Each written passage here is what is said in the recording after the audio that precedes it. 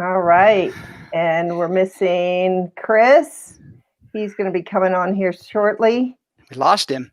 We did. How did we lose him? It was that we had too much whiskey just getting ready for this. Phew. So we are live, and I'm going to get going and just start. And hey guys, we've lost Chris Weatherman, so he'll show up at some point. Hey, he's a good survivalist. There he is. There he is. Hey. Yay. I don't know what the hell happened.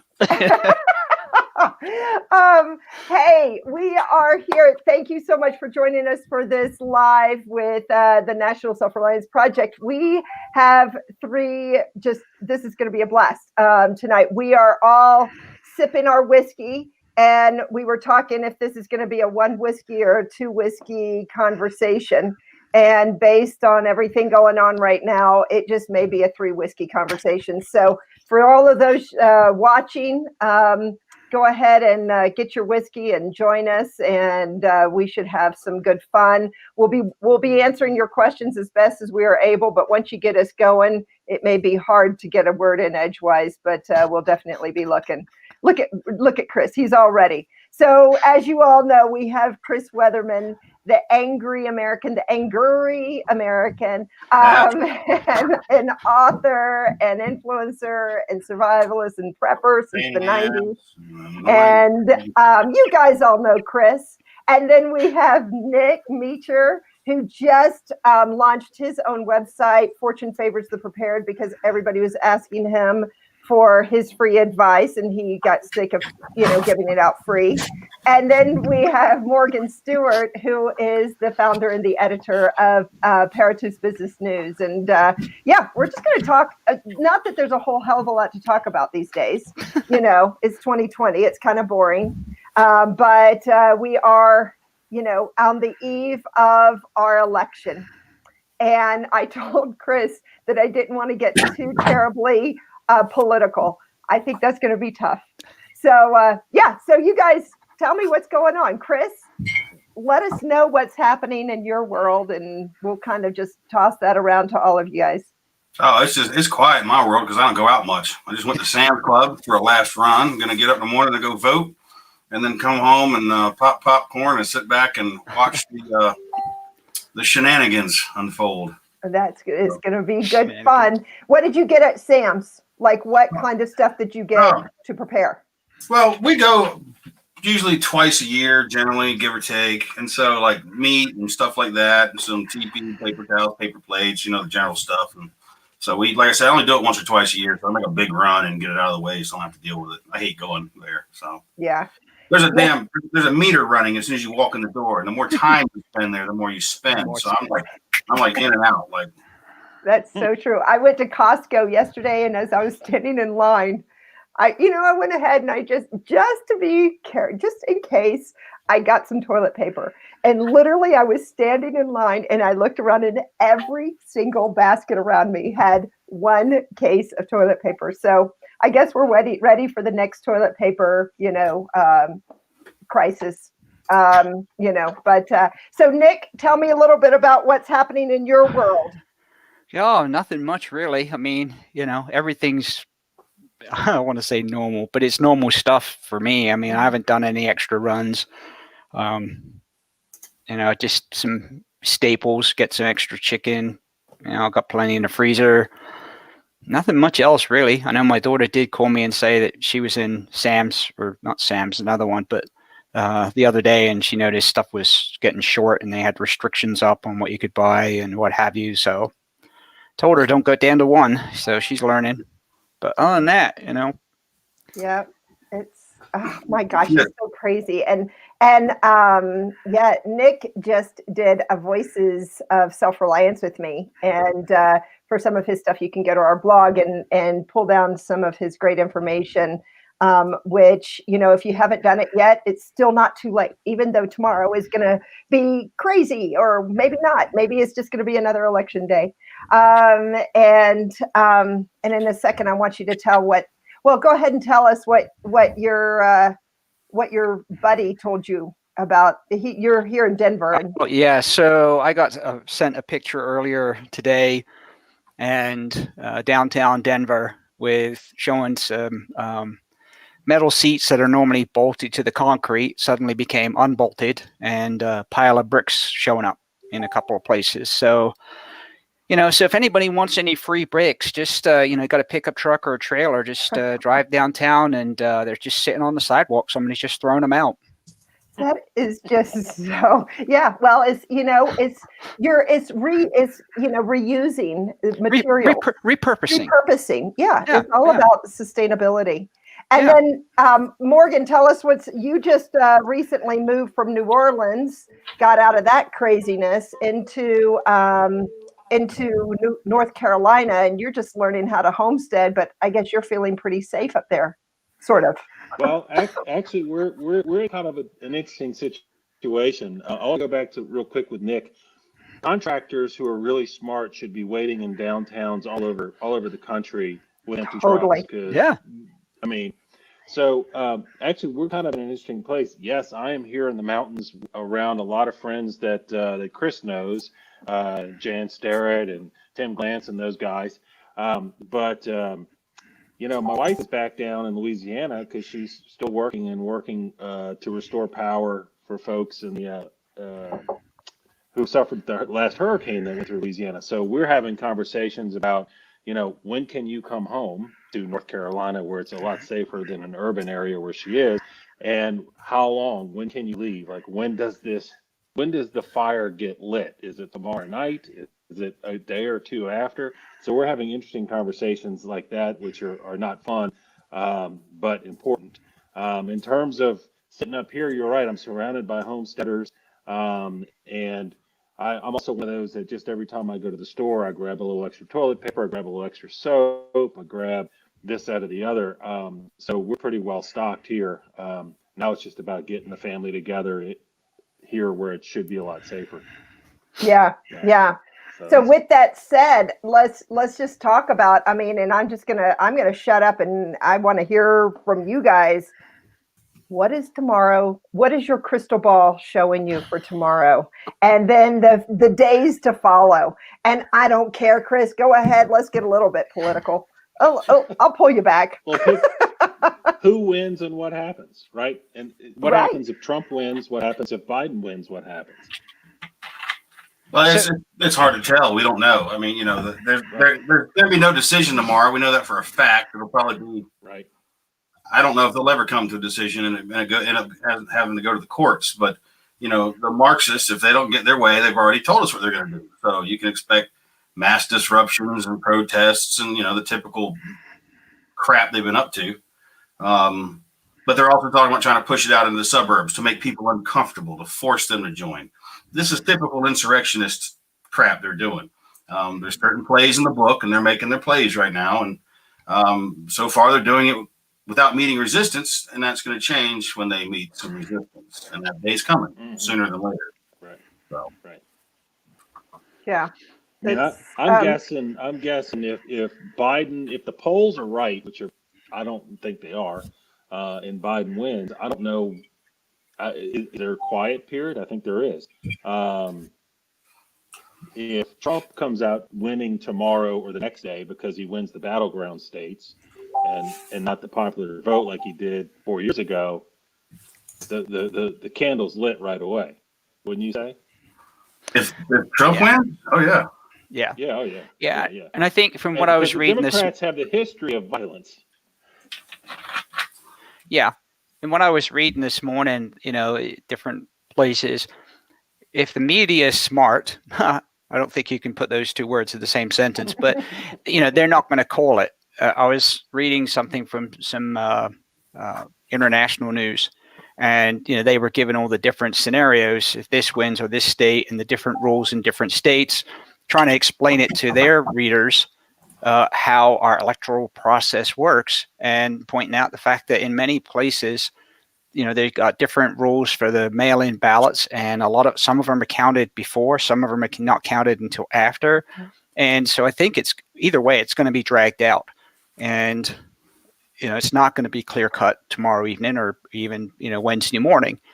But I think what the media is projecting, or what the media projects on tomorrow night and Wednesday, is going to have the potential to light the fire, so to speak. And I don't know. And I posed this the other day in a conversation I was having with somebody.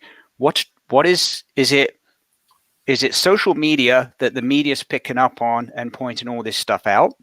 Or is it social media picking up on what the media is saying and driving it? We've seen the rhetoric from one side saying, regardless, we're not going to concede, and regardless, we're going to do this. And when you've got businesses that are in downtown boarding up their windows, and then you've got cities bringing in National Guard, canceling all leave of law enforcement and medical personnel. So what's the driver? Are they driving it because of what they're seeing on social media? Are they driving it because of what the media is saying? Or is there actually real solid intelligence to suggest that this stuff's going to kick off? And to what extent? Well, Drew Miller at Fortitude Ranch, and he's opening Fortitude Ranch. He has one of the communities in West Virginia and also here in Southern Colorado, and he's opening it. And this guy is, Drew is not one of those. I mean, he's steady Eddie. He's not an overly emotional guy, but he feels pretty confident that people are going to need to have a place to go. And I don't know. It's so hard. And I mean, and the media has been covering him like crazy. And then funny enough, it's now all showing up on the mainstream media that, what you were saying, Nick, all these people are, all of these agencies and, and businesses are all planning. And already we're seeing the freaking bricks, which is shocking to me. It's just beyond my comprehension.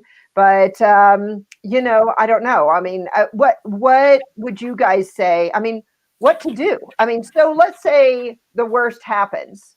What are your plans? What would you tell people to do?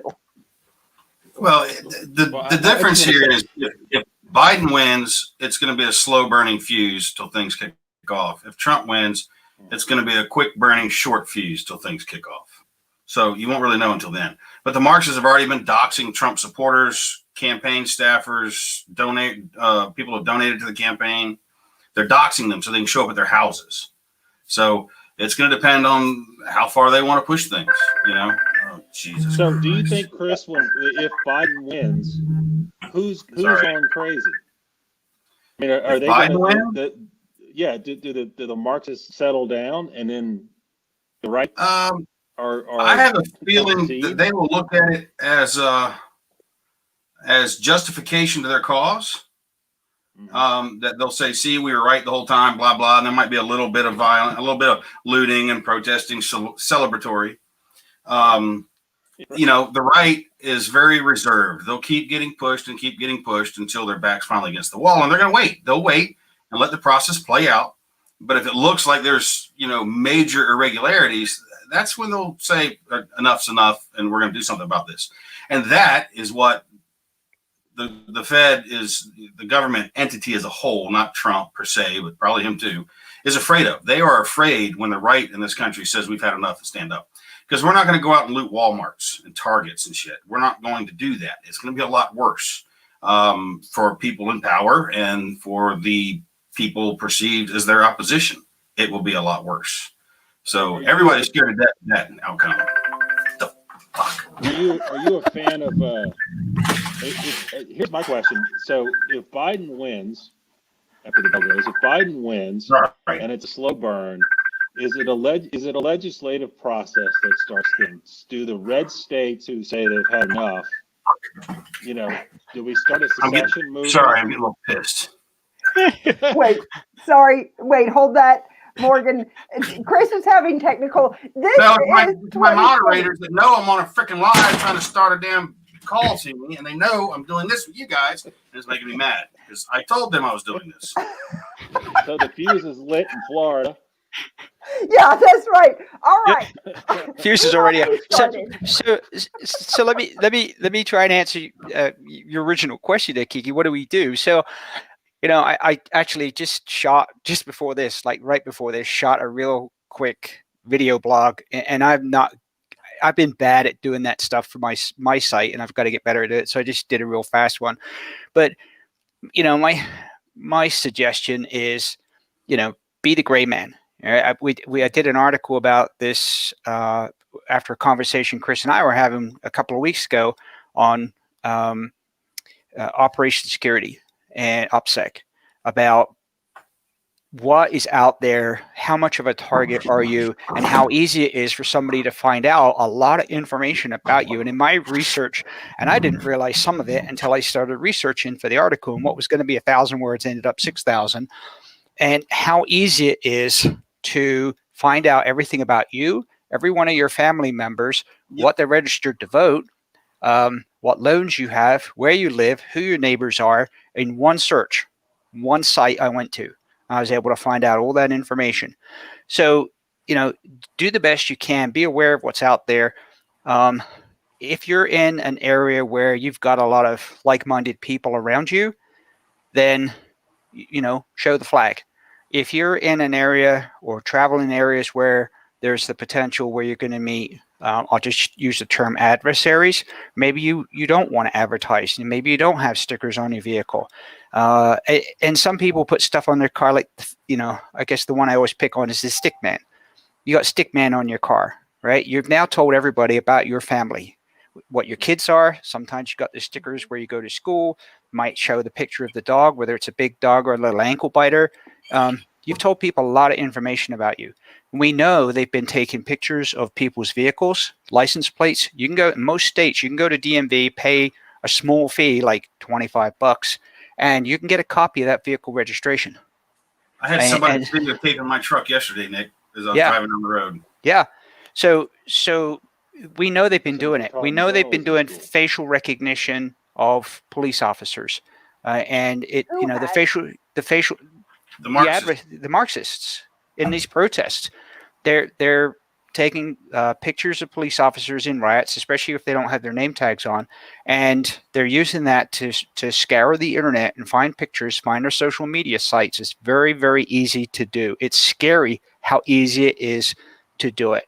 I can guarantee with one search on one site that I found, I could find out all your relatives, all your kids, where they live, what kind of vehicles they have, what kind of loans they have, and who all your neighbors are. One site. Yeah, and Nick, that's the kind of stuff you're taught in journalism school. It's so easy to figure it out, and it's legal. It's legal, and that's what most people don't realize, how much of that is out there. And so be aware. Be aware of your surroundings. Most people walk down the street and they're doing this. Oops, hang on, it's attached to record. It doesn't work too well, right? They're doing this, right? They're doing that on the phone and not paying attention to what's around you. And that's. Go ahead. I was going to say, when you're talking about showing the flag with people who are like-minded, you're not talking about putting a Trump flag on your house per se. You're really talking about talk to your friends, let them know what you're worried about. Have a little bit of at least a communication or a plan going. Right. And that comes back to, what's been my big push since I started my site, and is having that family plan, having that communications plan. If phones get, and this is what some people forget, cell phones are radios. They're just a particular type of radio. And the commercial systems, we used to see this with the hard lines, the landlines, are built for the everyday normal business situation. When you start getting disasters, whether it's a hurricane come through, whether it's a tornado, whether it's an earthquake, the phone system cannot handle all that volume of calls. And either you get a busy signal, or worst case scenario, the system starts to crash. It's all driven by computers. It all needs electricity. So if everybody starts trying to get on and starts tweeting and social media in, video in, it's quite possible a phone system, a phone network can go down. So what's your plan? Do you have a plan? And that's important. Have all that information. Have where you're going to meet. That's already been pre-decided. You've all agreed it while having, I'll say having whiskey around the table, but your whole family's agreed on what you're going to do. So that milk, right?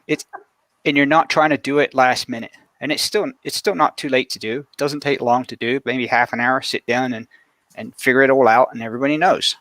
Have a plan. So, and Morgan, I want to come back to your question that you had just a bit ago, but really quickly, I don't call myself a prepper. I don't know, you all know Ron Douglas, who I purchased the Expo from, and he was way more of a stereotypical prepper. For me, I am the poster child of who I want to reach. I'm busy. I just take everything for granted. I think everything's going to work. My car is going to work. The gas stations are going to be open, and life is just going to go on. What's that? So that's called normalcy bias, and that's a dangerous thing. Uh-huh. That's right. And so this is the thing. So, and I know that. And so that's why I'm trying to talk to those people like me. Instead of our preaching to the choir, what? Because to me, it's beyond my comprehension that because of an election, I understand the city officials, government officials, maybe people out protesting who are putting themselves in a line of fire, so to speak. They're at risk. But, I live in this little tiny little suburban little house, townhome, everybody, we all get along and sing Kumbaya. How could it really affect me? So why should I be so prepared? And I'm really kind of saying this is a rhetorical question, but I know that that's what is running through a lot of people's minds. Like, it's really not going to mess, nothing's going to happen to me. I would start with history, and my fear for a lot of people, if you grow up, and Chris knows this, you grow up or live in the Gulf South, and you go through enough hurricanes, right? And you survive hurricanes, and you deal with a couple of 3 days worth of outages, and you're okay. That next hurricane comes, you're not likely to want to evacuate. You're thinking, I'm fine, this will be no problem. And it's the normalcy bias. You're used to it. I've survived this before, no big deal. And I think a lot of people may have that concern or may suffer from that right now because the pandemic, while it had moments in March that may have felt like a Stephen Concali novel, it turned out to be not really the pandemic we were supposed to be suffering from, right? And then the riots have been going on for 50 days, and the vast majority of people aren't suffering from them. And if you get complacent with that, and you think that, well, we've got this handled, we've got the systems in place. Well, you're number one, you're wrong, and number two, we're lucky this time. But number two, history is replete with examples of things that sort of light the match, light the fuse. I mean, World War I over some archduke getting killed got started because of that. So we're in a situation now that's a lot hotter than a lot of other situations we've been through in history, other cities, other countries have been through in history. And we need to be mindful of the fact that this could just spark at any moment. And we're in a precarious situation, I think, starting tomorrow. And people really need to be vigilant on that and not get complacent. Chris, I think I think another piece of this too, and it feeds into that normalcy bias. If people can go out of their house or on their way home from work, and I used to see this all the time, but joke about it. But you go to a supermarket at 5 o'clock in the evening, and what's everybody doing in there? They're buying their evening supper. And as long as people can do that and go buy their evening supper or stop at any fast food joint you want to look at and look at the line at 4 or 5 o'clock, they're buying supper. And to them, that's their world, right? Work, home, or work, shop, go home, eat, watch the square box. And as long as that doesn't impact them, everything else they don't think about. They don't think there's two very, very fragile things that this entire country runs on. Number one is electricity, and we see that with hurricanes and natural disasters where there's a wide area of impact, and it takes a while. Ice storms in the winter up in the Northeast, And then the other one is the supply chain and how fragile and reliant the supply chain is on the power, on the computers, and the ability to transport goods across the interstate. And the system, when it was working normally, is very efficient. It saves stores having to have stock rooms, which they don't anymore. It comes right off the truck and it goes on the floor and it's loaded on the shelves. And we've already heard, and some of their plans are to do rolling roadblocks and block the interstates. Doesn't take long to start blocking the interstates, and the truckers are going to go, you know what? I'm parking. I'm not doing this. Or they don't make their time slot to do their delivery. Now they have to wait another, X number of hours, and they're sitting there not getting paid. And at the end of the day, they're going to go, you know what? We're not doing this. They've already said they're not going to deliver to cities with riots. So, if that cycle gets interrupted, that's when it's going to affect the average Joe. And that's when they're going to get worried. That's when the panic buying starts. And then that just feeds the whole mess of the supply system. The supply system can handle a hurricane in a portion of the state. What we saw back in March with the lack of, certain products, especially toilet paper. Why toilet paper? I still don't get it. Is that the entire country is demanding supplies at the same time, and the system was never designed for that, and it can't handle that kind of surge. So it's not going to take much for that to kick off. If you start seeing on the media lots of the riots, a lot of the disruptions, and what have you, you're going to see people start doing that panic buying. The other longer term effect is that some of the stores have already said, we're not reopening that store. It's we're writing it off. And I know they've done that with some pharmacies, some places. And it's not, a lot of the brick and mortar stores are already hurting. They can't handle a riot or civil disturbance because it's not covered by insurance. They come running out the store and they interview these people. They got insurance. It's okay. We can burn it down. We can loot it. They got insurance. They don't. Every single insurance clause has an out that says not covered under civil disturbances. And that's the thing that's a very, very good point, Nick, is that this is not something that just insurance is, and I think that's what I heard some of the protesters saying, well, the insurance companies can pay for it because, they have all the money. And that's not necessarily the case. And it hurts everybody, but they just don't understand the domino sequence. So, Chris, in your world in Florida, you guys have, well, you haven't, is more the Gulf Coast states have been pummeled one after another with hurricanes. Then we have COVID. Then we have this freaking election. I mean, do you think that this is political, or do you think that people are just freaking out and they don't know what to do because we've never had this number of natural disasters, a pandemic, and then on top of it, a political situation? What's the word in Florida?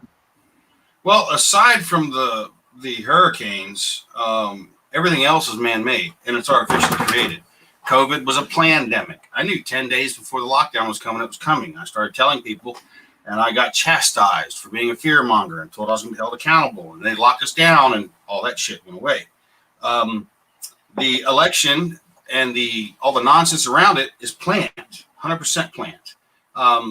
There's nothing happening right now that isn't planned, except for hurricanes. I mean, you can't predict those. Those are occurring. Like there's a terrorist attack going on in Vienna, Austria, right now as we speak. There's people dying. No way.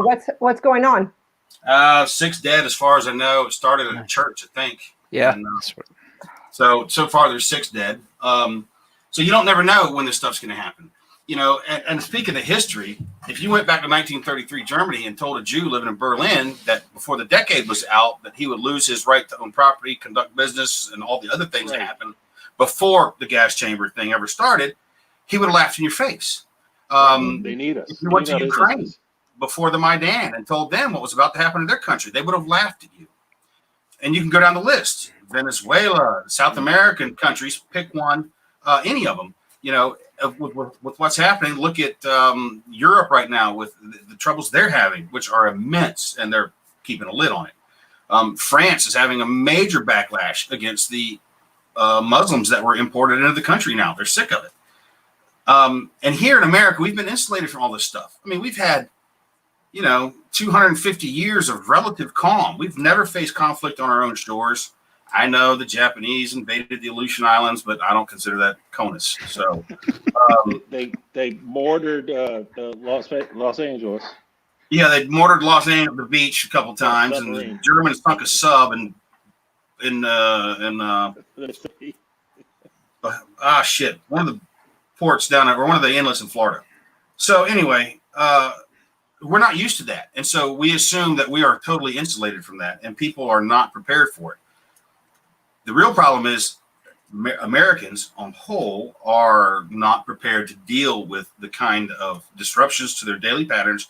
Humans are a creature of habit. We like routine. We like doing the same things at the same time. We also we're herd animals. We like to be with other people. Most of us are anyway. Some of us are not. But most people like routine. They like consistency. They like safety, and all that's about to go out the window. National Guard is being called up in states all over the country. Department of Homeland Security has activated some assets that most people don't even know exist, and I'm not going to talk about them on here because I can't. But they're active and operational, and most people, again, have no idea. It's a fact the Chinese have been smuggling weapons into this country for the last 2 years. That's a fact. We've seen on the news they found some stuff. We have not seen some of the other stuff they found, and we have no idea what they haven't found. It's not going to be pretty, like Nick really nailed it when it starts to interrupt people's lives. And this is the problem with the left, is it's always, I'll deal with it when it shows up on my door. Or I'm sorry, the problem with the right in this country is I'll deal with it when it shows up on my doorstep. That rugged individualism. I'm not going to get involved. If you leave me alone, I'm not going to bother you. You don't bother me. Well, those days are gone. These people are bothering us. They're out to get us. I've had some problems recently myself with them online and a few other things that actually got the freaking FBI involved. And so, I mean, the day is coming and it's approaching. The left has finally decided that they can't vote their way out. They can't take over the mechanism of government the way they want to. And they know that, which is why they are talking so much about if Biden gets elected, they have to stack the Supreme Court, because they know the laws they want to pass are not constitutional. And they got to stack the court in their favor in order to pass any of the garbage, which leaves us with no redress. We have nowhere to take our grievances at that point, but to the street. And like I said, everybody thinks the left's been causing some trouble in the street. The right is so underestimated in this country. Yes, the Department of Homeland Security and the DOJ consider far right-wing extremism as the biggest threat to the nation currently, security-wise. For good reason. They're terrified of us saying we've had enough of this shit and we're going to change things, because we're not like the left. We're not going to go loot, like I said, loot targets and pharmacies.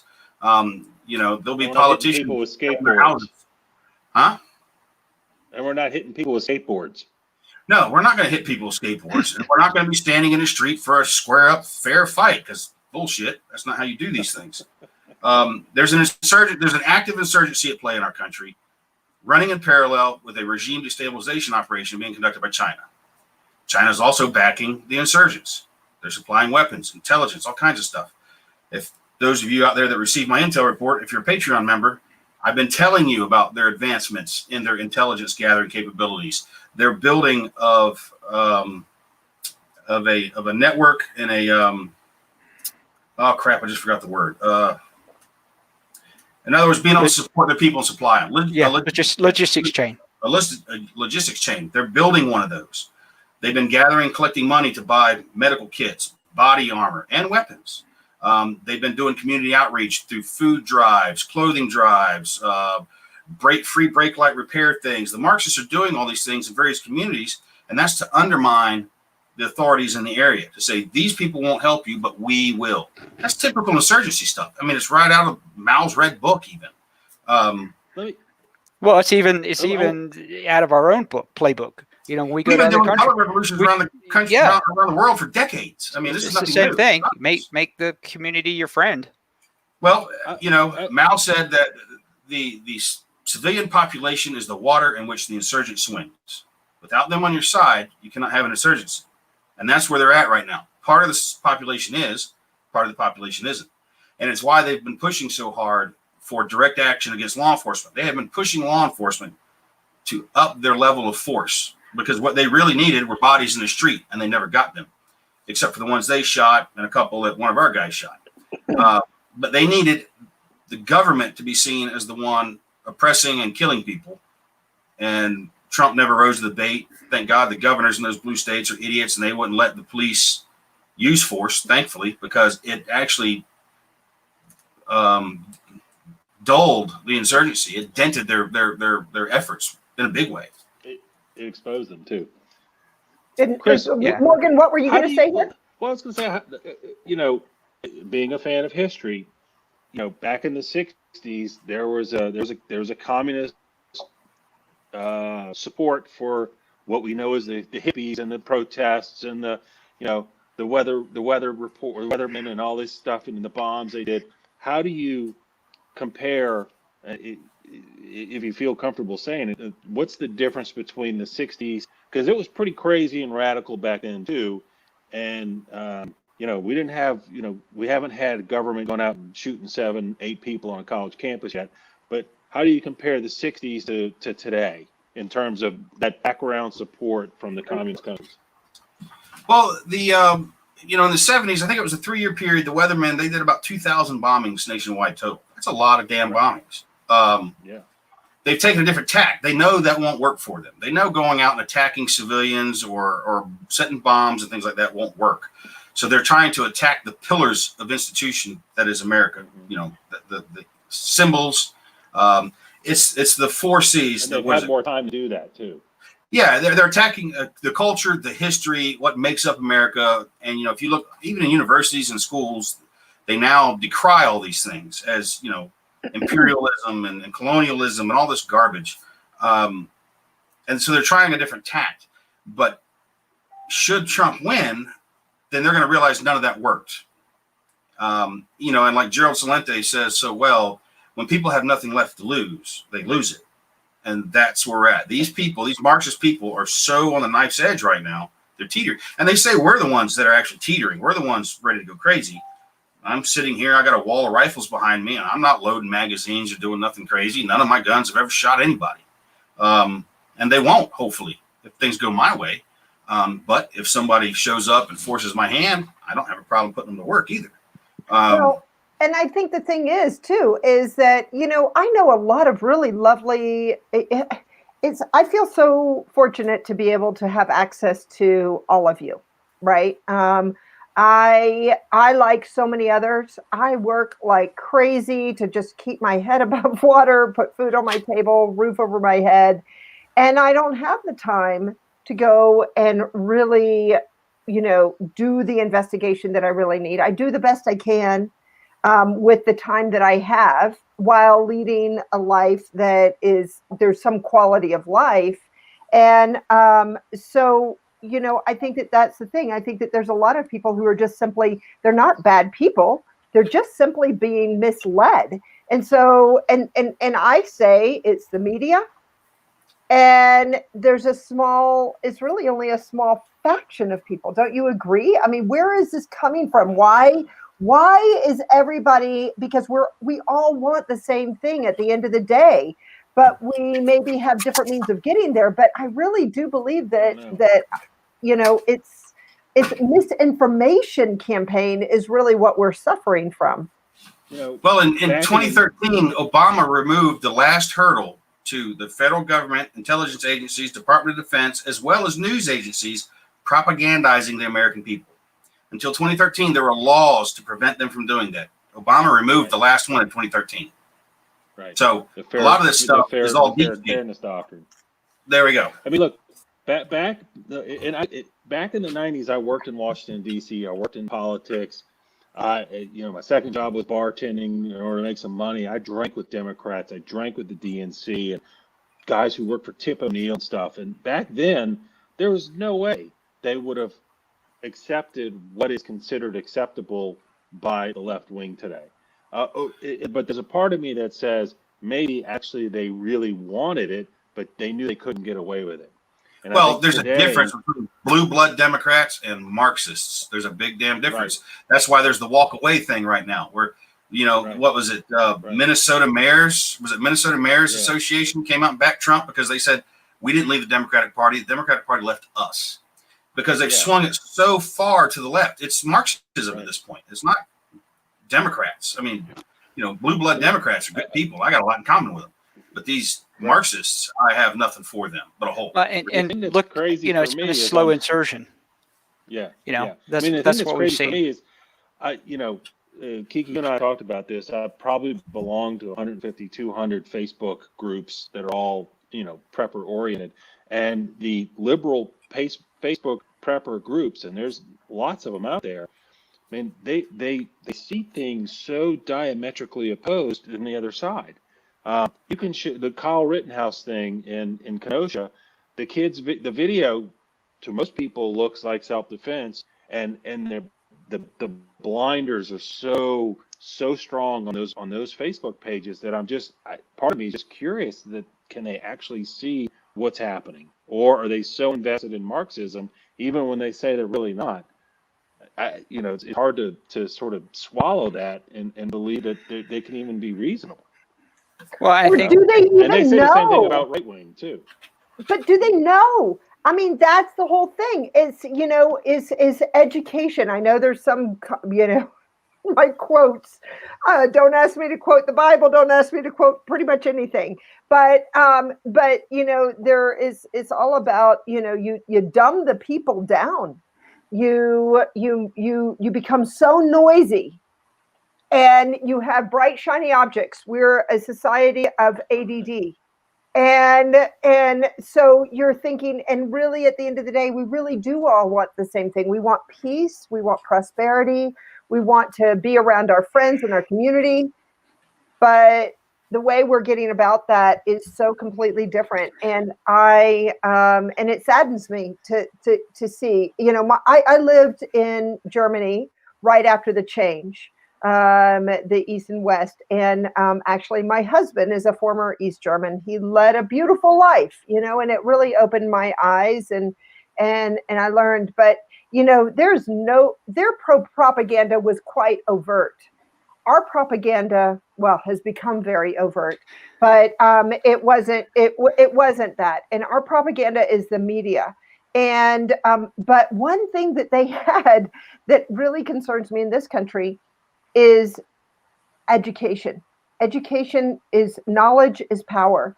And we have really, I think, taken that from a lot of people and not taught them. We've sold our biases, but not in our agendas. But not education. Yeah, and I think if you go back and look, and I don't know when it happened, but at some point, going back quite a few years, maybe 10, 20 years, the education system changed. Right. Long before that. And at some point, and that's where, if you go back and read some of the how to become, Marxist, that's where they tell you to start, because it's a slow game. You start years and years and years ago, and you start indoctrinating, and you skip certain things of history. Look at some of the texts that you and I probably had required reading. Of Mice and Men is one that pops into my head. Now that's banned in schools. There's a lot of other 1984. I think that one's now banned in schools. They don't teach that stuff, and so it's been all this slow indoctrination, and those people are now in the workforce. They're now in politics. And so the indoctrination and this whole process started a long, long, long time ago. And now it's the same, that if you read any of the stuff on the whole Muslim thing and taking over a country, right? It starts out very slow, and then you outbreed the local population. You get people on the school boards. You get things done in schools that normally would not have been permitted. And it's the same process that's going on, and some people see it, most people don't. You look how the news over the last 5 or 6 years has become more and more overt. It used to be a covert, now it's overt. Look at the cartoons. Look at what is now acceptable or not acceptable. So it started in cartoons as well. And slowly you make something that was acceptable before, now it's not. You look at, going back to the supply chain, you've made it really comfortable and easy for people. They don't have to learn how to garden. I learned how to garden. My grandparents had a garden, and I took over that garden, when I lived back there. And so, it's all been a slow process. You've made it much more convenient for people to stop on their way home and get food. They don't have to learn how to cook. They don't have to learn, how to garden.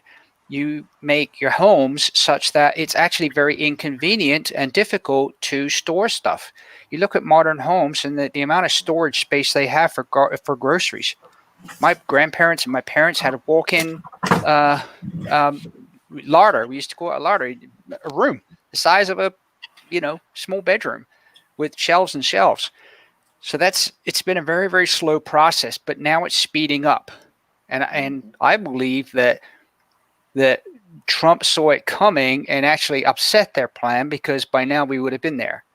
And I think he's upset their plan. But some of this, so now it's more overt. We can see it. But some people they're sitting there. Oh, look, I can get my stuff. I can get my Mickey D's or my Wendy's or whatever it is on the way home. I don't have to worry about it. Oh, we're out of butter. Let's just run down the store and get it. It's Right. Unless you live in the country where your store's, an hour away, most people these days don't have a clue. And that's what I love about what's going on with Morgan right now. He just moved from the city, from an urbanite to where around all these homesteaders, and he's like, "Damn, can you teach me how to do that?" Right. We're gonna be processing pigs and all kind of stuff soon. I do want to. I want to jump back real quick though, because Kiki, I think we have failed miserably, and I'm talking politics. But how can you not? In this day, especially today. I wanted to touch base on a couple of things. I mean, I have found that, for me, this sort of, I was talking earlier about this pandemic and in the early, when it first was coming out, and I remember getting text messages and from friends in politics and city government, the city's going to shut down, the state's going to shut down, and reading about actual counties in North Carolina that literally shut down the borders, that deputized people. I mean, it was like reading an angry American book, and it was really happening, and then it kind of went away, right? And my store is full of whatever I want, and that's the whole thing about complacency here, that people really have to recognize that there are some fragility out there, and so back to what I think we need to be cognizant of is, don't get too comfortable with how things are right now, because most of us can go to the store and get our meat. Most of us can get our toilet paper, and most of us can get the butter or whatever else we need. But number one, if there's a run on something and there's a bit of a lemming or whatever it is, at least sort of the toilet paper question. I mean, everybody went nuts for toilet paper because everybody saw everybody else going nuts for toilet paper and said, "Oh my God, there's going to be a shortage. I better go get it, especially I'm going to be sitting at home for the next 3 months. I'm going to need toilet paper because it's going to get gross otherwise." So people went and did that. It makes sense. I just want to tell people here, and I'm not trying to be, I'm not trying to kiss up to anyone. I do think Fortune Favors the Prepared is one of the best websites out there for those who are getting into prepping. Thank you. I do think if you haven't discovered commsconnectus.com, commsconnectus.com, and by the way, James tells you boys hello. I strongly suggest it. This is an organization, a volunteer organization of people who are really taking care of other people. And I'll give you an example. When someone in my family was traveling during all the initial riots, we connected with the Comms Connect, and we had her connected with them, and they kept a watch on her every step of the way. So if she got into trouble, she was connected, she was talking to them, someone was going to come help her. commsconnectus.com. I strongly suggest people figure it out, learn about that group, and two great ways to prepare. The last thing I'm going to say on this, since I don't want to filibuster, especially since the Democrats are going to outlaw that. They did. They already stopped the filibuster. Remember, they ended it under Obama. Right, they turned my mic off. One of the things I felt like I learned during this pandemic, though, and people who know me and know my newsletter, is that I was trying to report on the industry and just sort of give a big picture view of what was going on for those who are preppers in the industry. People really do want to learn. They want to know the how-tos and what to expect and how to how to respond to it, which is Nick, why your website's so important, and Chris, Angry American, why your books and the things you write about are so important, and your websites and everything where you're talking about this. People just need to take some time and dig into it, but try not to get overwhelmed, but learn, and people really want to learn. I mean, that's the industry out there is just crazy with people wanting to learn from the experts and smart people about prepping and self-reliance. And that's the way to you survive all this for starters. It's the first step. Yeah, and I think, first of all, shout out to Comms Connect, because James and I are working on another project right now to kind of tie some stuff together, which is really, really cool. But one of the things that I've also noticed too is that, I run a volunteer team that does ham radio testing, and we had to shut down in March because the COVID stuff, we couldn't get places. Once we started back up again, we've been filling, we do now about 10 people at a time, and we'll run back-to-back sessions. But what we're seeing is 80% or higher brand new people coming into the hobby. We never saw that kind of percentage before. It was probably maybe 40%, and the others were people upgrading. It's 80%. It's consistently 80%. We just did a test this weekend with, I think it was about a dozen people. We've got another one in 2 weeks that's already got, we're now onto the third session signing up. So over 20 people. About every 2 weeks, we're doing a session of at least 20 people or more. They're all new people wanting to get into the hobby. But it's not just that aspect of it. They're realizing that communications is fragile. But there are people that want, like you said, more information and where to get it. And that was one of the reasons behind the website, is because social media sites, particularly the one that everybody's used to that begins with the F word, are very difficult to search. People go into those sites and they ask questions, and people are giving them, people were berating them and saying, well, look, hey, it was just answered 2 days ago. Well, it's not that easy to find stuff. If you haven't noticed, that same site that begins with the F word now has changed parameters, and you only see about 10% of any particular page because it defaults everything now to highlights. So unless you go into the page and change it, which I found out about yesterday, and I wondered why I hadn't been seeing posts on sites. So social media is also controlling what we see, and it's been covert up until recently, and now preparedness or self-reliance sites where people are trying to learn stuff are actually getting shut down. But they're not going after the group page, they're going after the administrators. And if you delete the administrators, poof, your page goes. We had that with our VE team. We never put anything political on our VE team page. All of a sudden, one day, gone. No nothing, no notice. All it was is, hey, we're doing tests, or we got classes online. They're so, and probably because of our name, but they're now, taking down those sites where people are trying to learn self-reliance and be more aware, and how do I look after my family? And so the only way around it is sites that you control, like Facebook, like your own web page, or if you've got the smarts to do another social media platform, which I certainly don't. I'm struggling with the web page. And so it's not just the media, it's social media. And there's a plan behind all this. No matter how much Congress comes out and berates them in a hearing that says, hey, you don't have the right to shut them down like this, who's going to stop them? Where's the, so yeah. Well, what that Congress critter or senator from Masshole State have to say about that? It wasn't that the social media platforms were taking down too many posts. It's that they were leaving up too many dangerous posts. Right. What else do you need to know about social media and propaganda in this country? Everything you hear, read, watch, everything is propaganda. Yeah. From the left and the right. Both sides are doing it. Oh, yeah. You just have to be smart enough to be able to winnow the seed from the chaff. And most people are not smart enough to do that because they won't invest the time. Right. The leftist, he reads the Wall Street Journal, he watches MSNBC, probably listens to NPR. That's how he builds his worldview.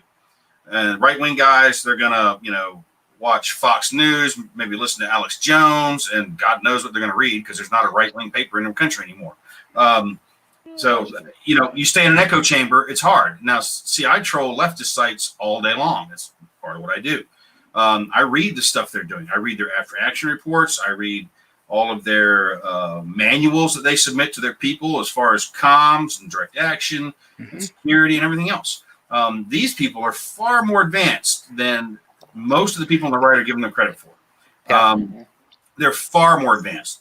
I mean, they have built a logistics chain. Everybody like Antifa's just an idea. That's easy to say because you self-identify as Antifa, but 300-400 people in black bloc throwing shit at a police precinct, that's Antifa. You can say what you want. And taking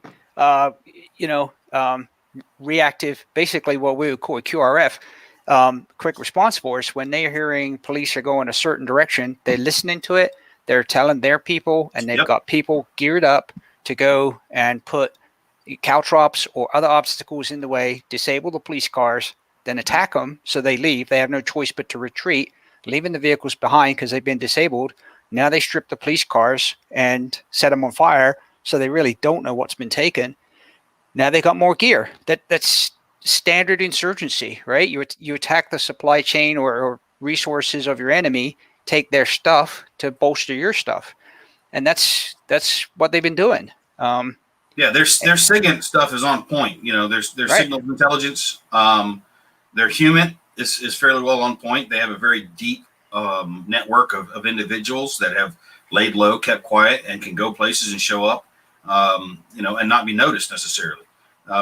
Sadly, on the right-hand side, if you talk to any militia group, I don't care if you have a group. Oh, I'm sorry, I saw my name on the screen. I'm like, how am I commenting? If you have a militia group, you can bet, and if you guys identify yourselves as a militia, which is perfectly legal to do, you can bet you've been penetrated by the feds to one degree or another. A prime example is the bunch of jackasses that were going to try to kidnap the witch of the North in Michigan. They were anarchists, but yet every time you read about them in the media, they're still militia members. Right. These guys were not right-wing militia members. So they remove right-wing, but they still leave militia member there. Yep. So it's still saying the same thing to the average person who, to the average person, you're in a militia, you're a right-wing whack job. I'm not a militia member. I'm not part of any militia anywhere. I refuse to associate with him because I understand the liabilities involved. However, at some point, we have to get our shit together and learn to stand shoulder to shoulder. That's how they took over academia. They started with the public schools, then they moved to the universities, and they fully control it now. From cradle to grave, everything you're taught is taught through Marxist indoctrination. And now they're trying to seize the entire country. They've got several states, but that's not enough for them because they understand that on their left coast and their northeast, centers of control, along with that little area around the Great Lakes that's always a mess, that's really all they have. The rest of the country does not see things the way they want.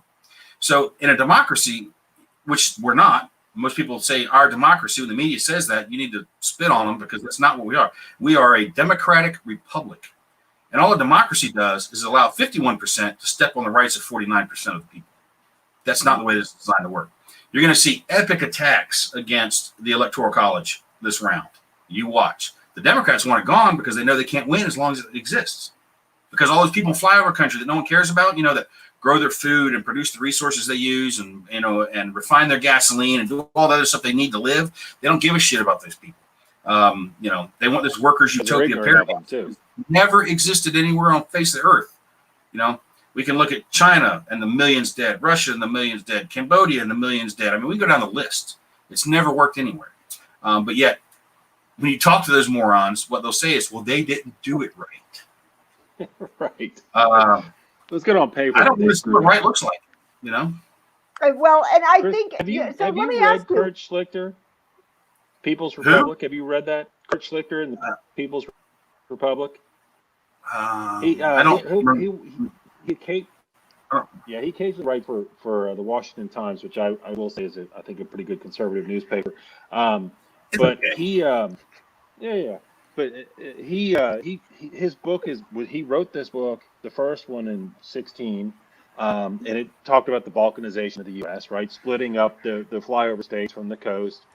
He predicted back then that Kanye would run for president this year, which I think is hilarious. And Which it's pretty I funny. voted for Kanye. No, I didn't. There you- But we'll leave it like that. Write me in. Shit, I'll be wetter. I'll bring caning back to the house. I mean, I'll beat some bitches to death out there with a cane, like we used to do, you know, when we had real politics. Right. He nailed the left as they are today. I mean, he just got them perfect. So you ought to read them. I just wonder. I mean, I'll look it up. The end result?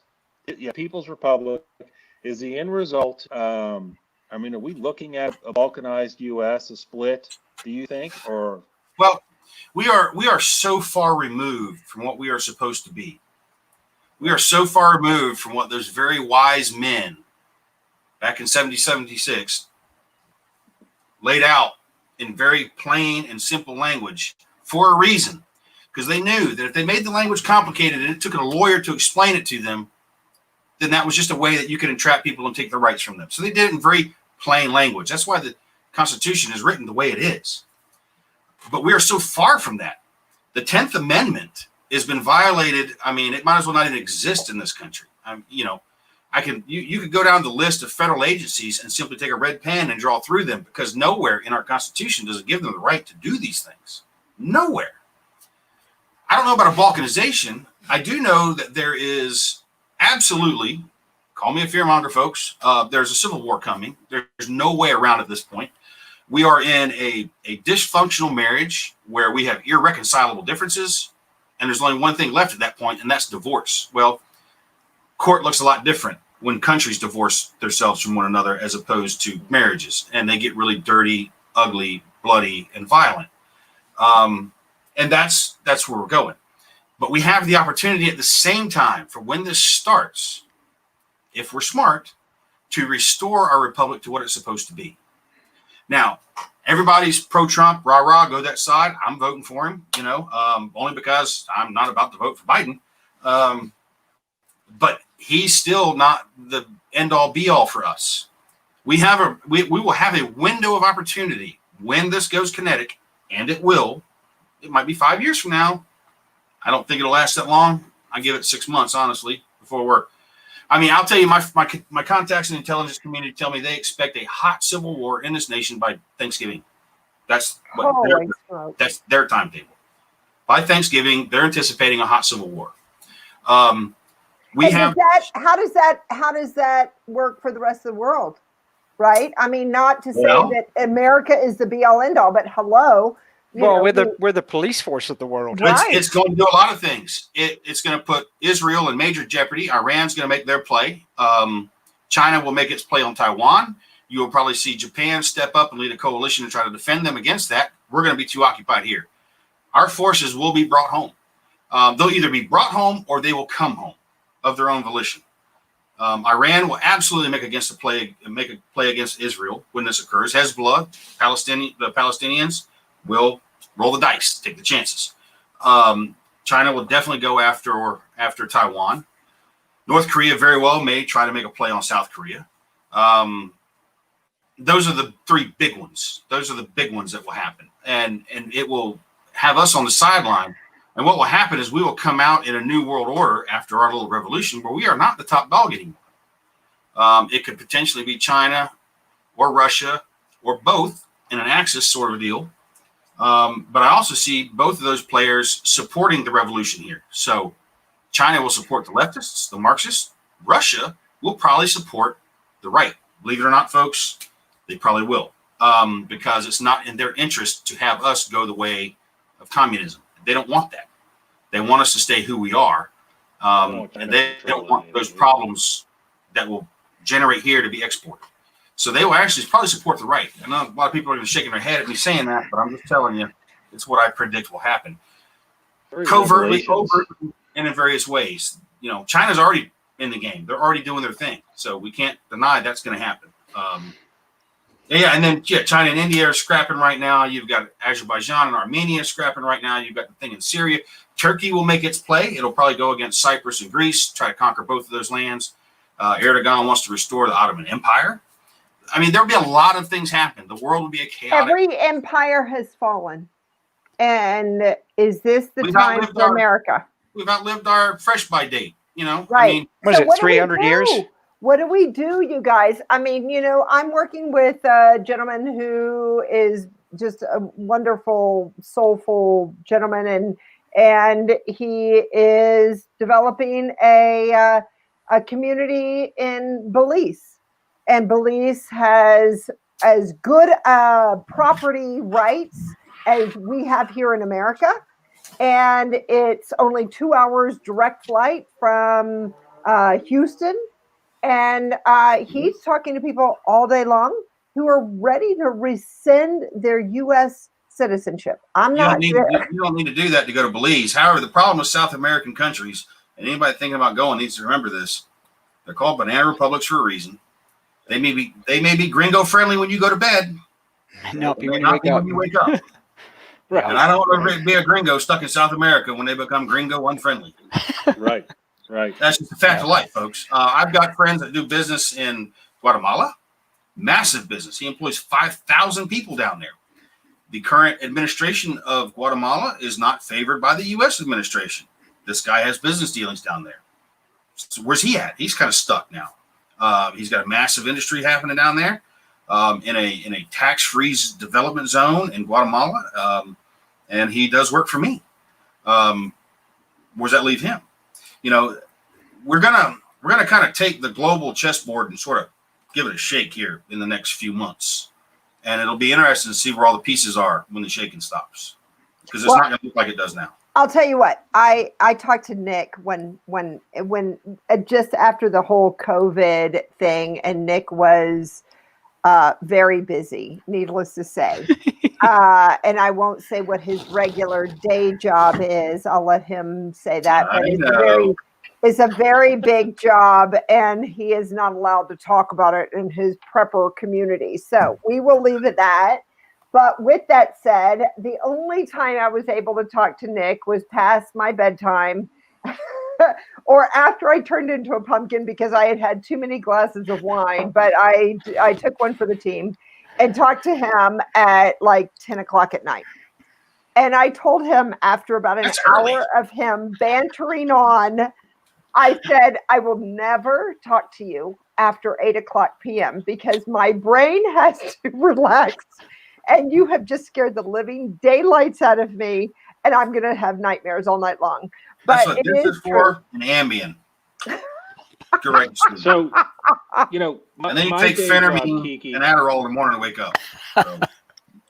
Well, and I think Kiki is crisis communications, and I work with a lot of companies. I'll be right back. Who My glass out of ice. Important shit. Who go into crisis, and I think. Look, I don't know that I disagree with Chris or Nick and the doomsday, because when all you do is spend your time looking for ghosts and things in the corners, you see them everywhere, right? I think this pandemic and the riots so far have kind of said to us that, gosh, let's not overplay this. I mean, we're going to be survive, we're going to be fine, and probably I would argue that the odds are that a revolution in 6 months ain't going to happen. Maybe in 5 years it ain't going to happen. But you better be prepared that it does, because we're in a good place that it should happen, right? Just by playing the odds. I'm not saying you're wrong, Chris, but we've been in a lot of weird places in this country in the last 100 years, and the craziness, the bomb hadn't really gone off. I think we're in a better position now than ever for it to go off. Mm-hmm. But the division has never been this deep, ever. Right. You can't get complacent with it. No. Well, and I think it comes back to, one of the questions that I get, you guys get too, is, what should I prepare for, right? What do I put in a get home bag? What do I put in a bug out bag? What should I be prepping for? And, my is kind of a standard joke. My answer always starts off, it depends. And you have to look at, the one that is the big switch is an EMP or a coronal mass ejection. They both have the same effect, right? That's a world reset button. Yep. But realistically, people don't want to go that far. You have to say, what are your hazards and threats where you live. And in the emergency management world, we call it threat hazard assessment, or THIRA. And you look at the risks, you do an assessment of your area and go, okay, what kind of production facilities do I have? Do I have, places that have chemicals, methyl ethyl bad stuff? Do I have oil refineries? Do I have? Yeah, Home Depot's got all the bad stuff you need. Yeah, that's true. Just saying. What? And by the way, Nick, a tree in Canada blacked out the entire Northeast about 15 years ago. Yeah, well, there was something else that did it too, but I won't mention that. The tree was one of them. Right. But you have to look at them and go, okay, look at local. What are your risks at? Winter, this time of the year, if you live in the Northeast or, certain parts of the West or North, winter storms, right? You could be out and all of a sudden you're in a blizzard, right? So what do you have for that? You have to take a realistic approach to this, because otherwise you will need several bottles of, something like this to just process it. And you have to start at that level and go, okay, if something happens and I get stuck in my car, do I have what I need to be able to survive in my car? Do I have the tools, the knowledge, the skills, and abilities, right? KSAs, knowledge, skills, and abilities. And if I don't, then do that. If I'm stuck, at work, do I have enough stuff at work to keep me over until I can get home?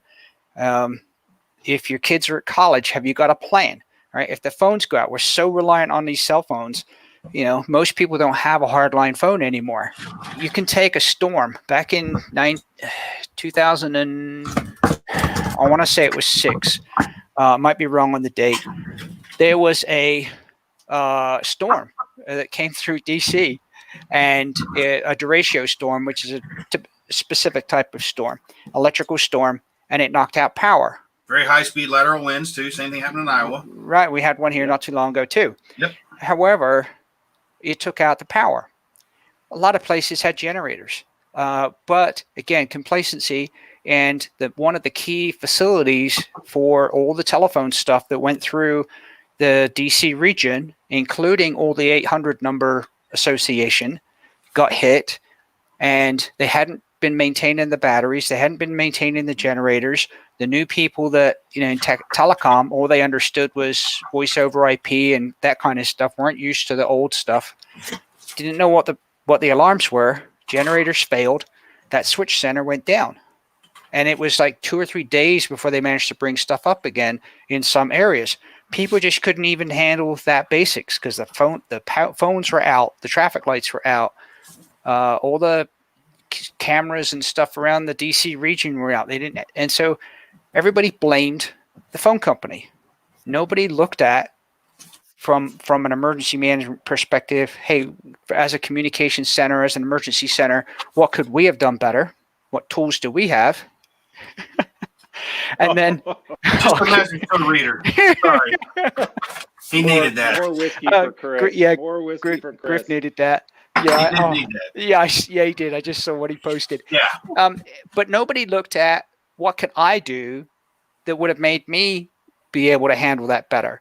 Did I have flashlights? Do I have some form of light? Do I have some means to, heat up some food or water for my family? Everybody points the finger at everybody else.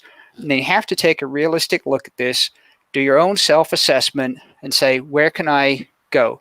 And it might be that you don't have the money to get the best of the best, but what's going to work in an emergency? And taking ham radio, a cheap old $30 Baofeng, will get you through if you know how to use it. But the other thing I hear a lot of people say is, you know what, I don't going to get my license. I don't need it, because when SHTF, FAA isn't going to, or FCC isn't going to be around. But that's that end one. That's that EMP and that coronal mass ejection. Until then, they are. And you can't take it out of the box, turn it on, push the button, and say, help. Because it's like ham radio, Nick's very, very right on this. Ham radio is a lot, people that think that way, that, when the time comes for me to need it, I won't have to worry about the FCC. People that think that way are the same ones that think they can put the seatbelt on before the accident happens, when they see it. Right. Or buy a gun and know how to use it safely. It's any tool. Right. It could be a camping stove. Hey, I bought a little camping stove that's going to be in my get home bag. If I need it, it's there. Well, if you've never used it, and know how to light it properly, because some of them have little tricks to them, what are you going to do? If you've never eaten an MRE, and you go, okay, you know what? I got a packet of MREs in my bag. I'll just eat that. And it's been in your bag for the last year in all kinds of weather, and you suddenly decide, you know what? I'm going to eat that. That's not necessarily the best thing to do, right? Not having the ability to the basics of clean water, knowing how to filter water and the basics to do it. They're all tools, and unless you practice with them, they're not going to be any good to you. So it's all that you got to take it in modular. Scenarios. You have to play them out. Yeah, you have to play a what if game. Here. I can't tell you how many classes. Electricity. Yeah.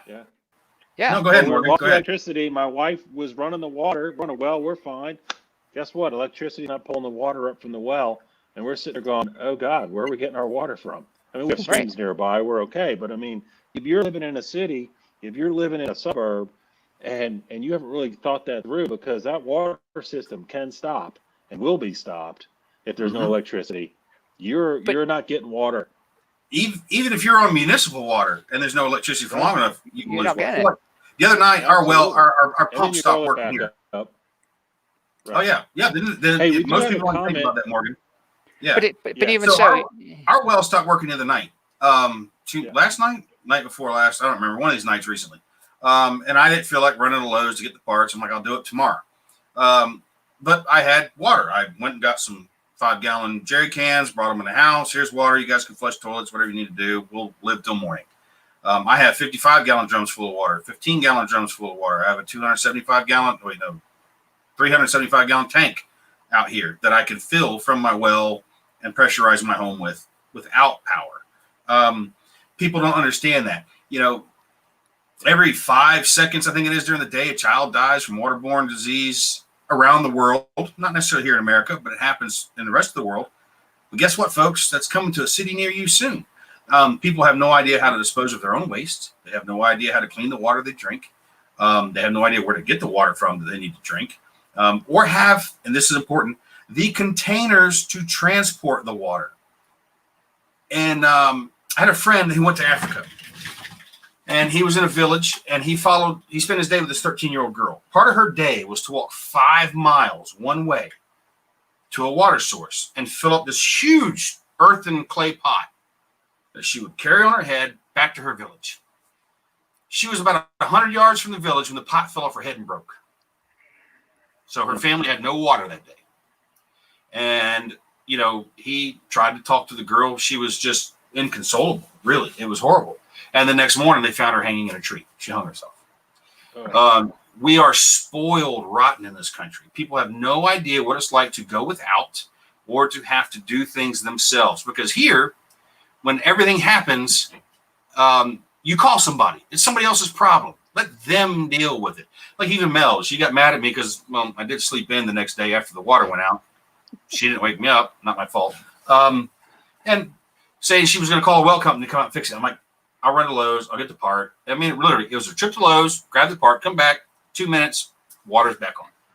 But most people have no concept of that. And like Morgan said, power goes out and stays out long enough.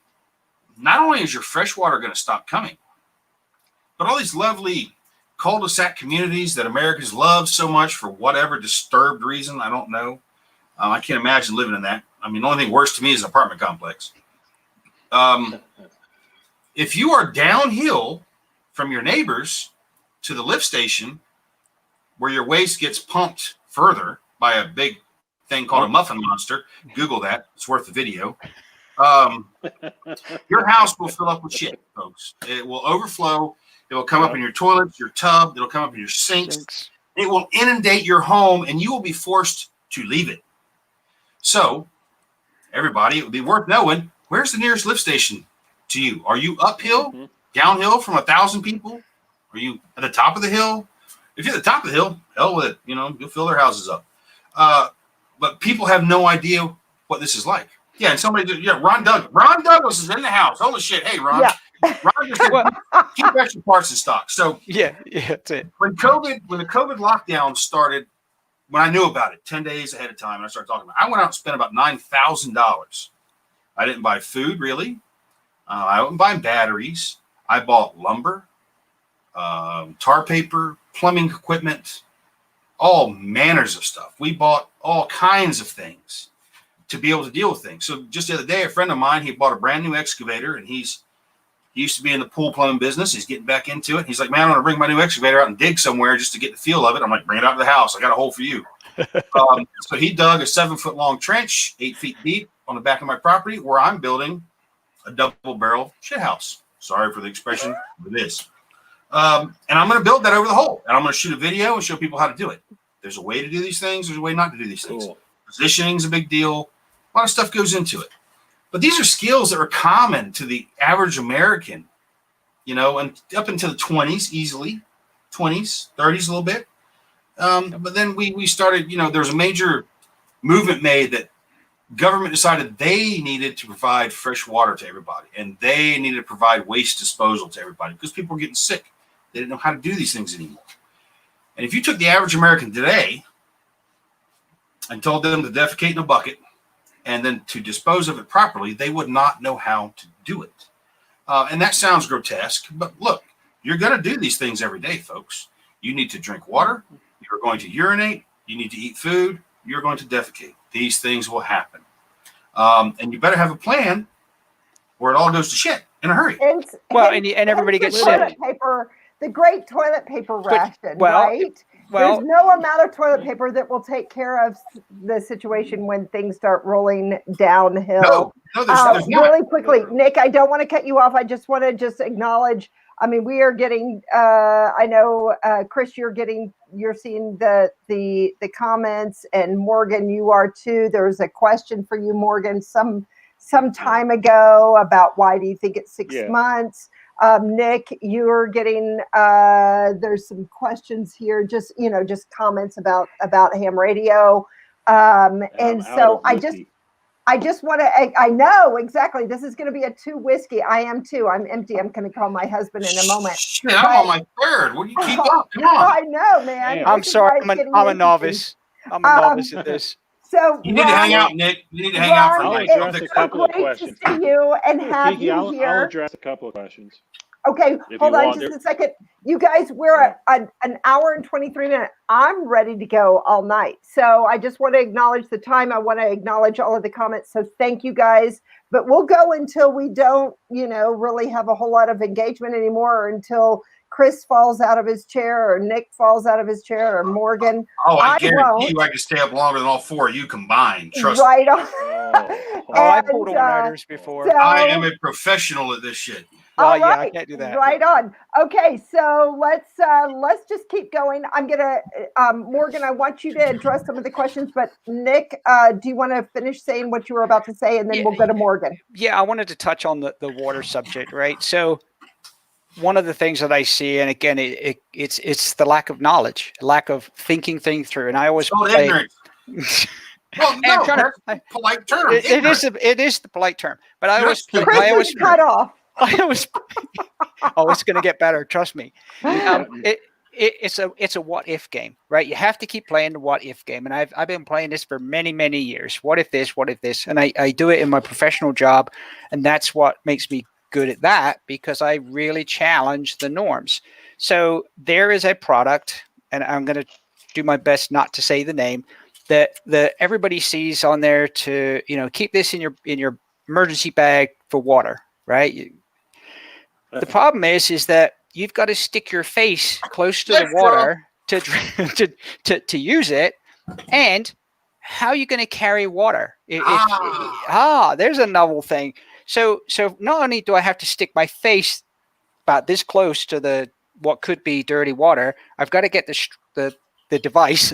I almost said it below the dirty water, but they see it and they go, oh, they'll get one of those.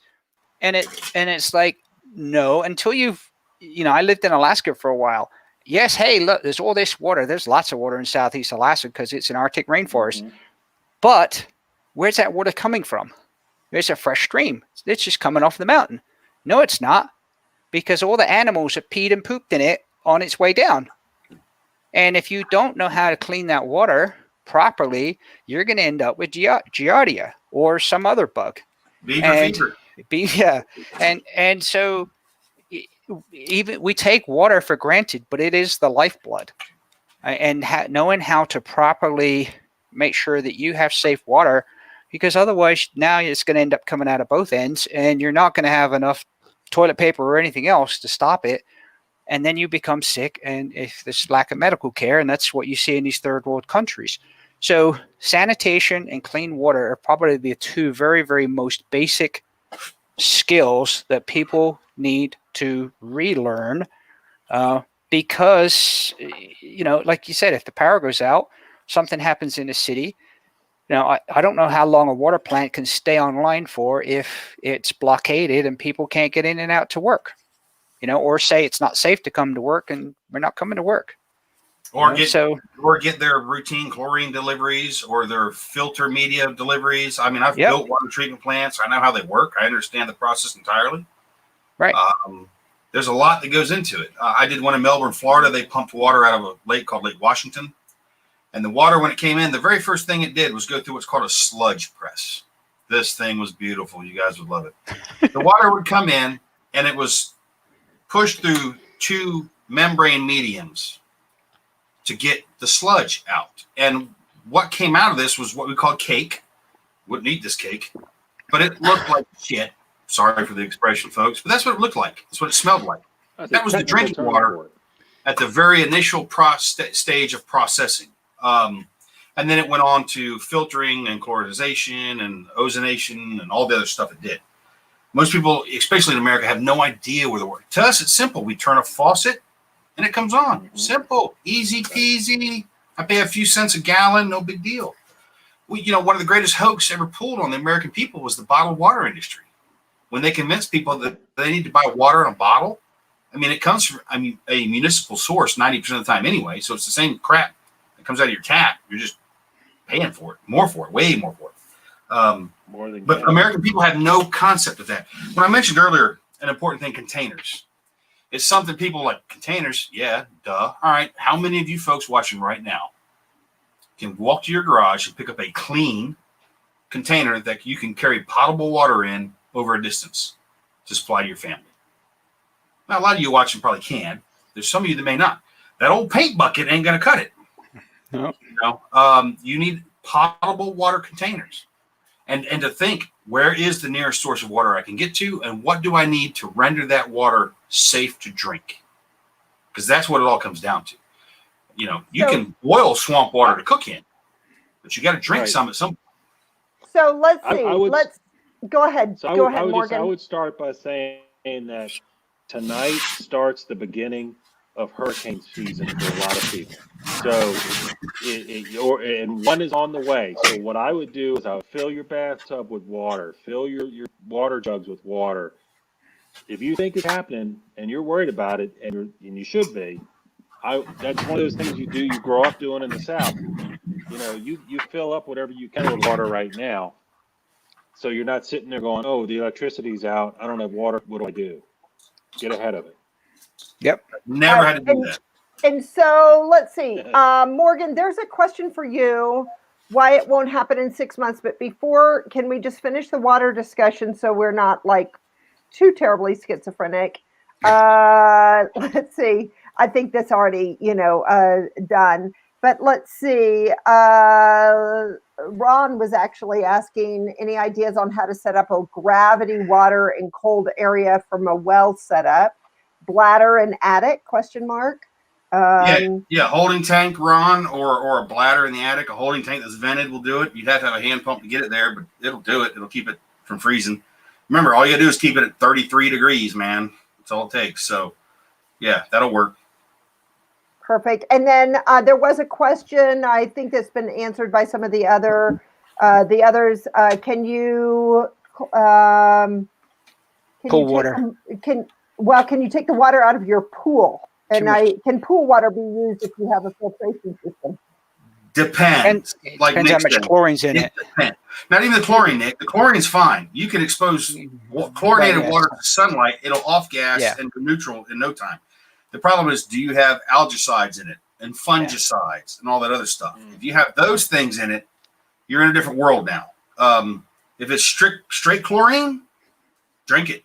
If it's got algicide or fungicide in it, that's a different world. And two, you need to look at the chlorine you're using to ensure it doesn't contain either one of those two items, because that makes it not potable, and very difficult to treat. Short of distillation, I don't know how you overcome it. And I don't even know what temperatures those volatiles would off gas at and still get in your water. So I can't answer that. Cool. Okay. And then we have, like, Clinton is saying that one of the great products that he thinks is overlooked is a UV pen for water sterilization, which is awesome. And then let's see. So if you guys, there's problems with that, though. Yeah, go ahead. Well, there's problems with that, especially if your water is very turbid and has a lot of debris in it. If it's not, fairly clear and clean, and you stick you can use the sun to purify your water. All you need is a clear water bottle, a clear PET plastic, PET, fill it with water, stick in direct sunlight, and go out and rotate it every once in a while. But keep it in direct sunlight for 8 hours. That water will be 100% safe to drink from pathogens, not chemicals. Same thing goes for the UV pen. If you stick that in your water, you better be stirring it around, stirring it up, or otherwise the bugs are just going to hide behind the debris in the water and not get the UV. Same thing as the sun. Right, and that's one thing that's overlooked too with filters. With no matter where the water source is, I always tell people, throw some cheesecloth in with your water filter, and then when you're going to throw it in the water source, put the cheesecloth over your initial intake, and it'll take out the bigger chunks, and it will save your filter, and it will last a lot longer. So there's all these little tricks, I guess, I've learned. You learn over the years. Because if you're relying on a filter, you want to make it last as long as you can. Some of that stuff you learn from camping and backpacking and stuff. So, well, but like you said, you learn by using your kit. I can't tell you how many classes I've gone to or sponsored or taught or had or whatever. Well, people will show up and we do a bag dump generally, dump all their shit on the ground. We look at it and stuff is still in the package. They don't know how it works. They may not have all the components because they didn't read that the package didn't include X, Y, or Z.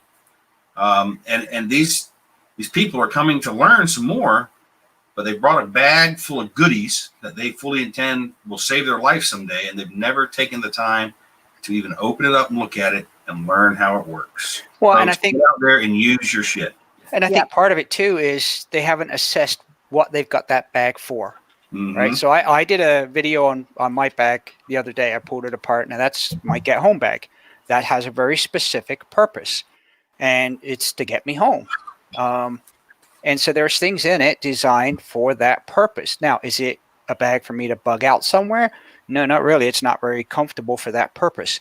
And so what you can't just go out and, go to XYZ, Acme, whatever.com and buy a get home bag or a bug out bag. I can't tell you how many times I've pulled that bag apart, pulled stuff out, put different stuff in over time. And even then, if I have to use that bag, depending upon where I'm at and the situation, there's stuff I might pull out of it because I'm not going to take it. Or there's other stuff in my vehicle that I might add into the bag. So it's not a pack my bag, it's in the car, okay, I'm good to go for the next 12 months. This time of the year where I'm at, one day it can be like today, mid 70s, and tomorrow it could be 32 degrees. And so, do you account for that? I keep thermals in there this time of the year. Summertime, don't need them. So there's not a one size fit all list. And if I put the mind map up with the video that I did, and my mind map just has categories. It doesn't say what. It just says something for fire lighting. You should always have at least a couple.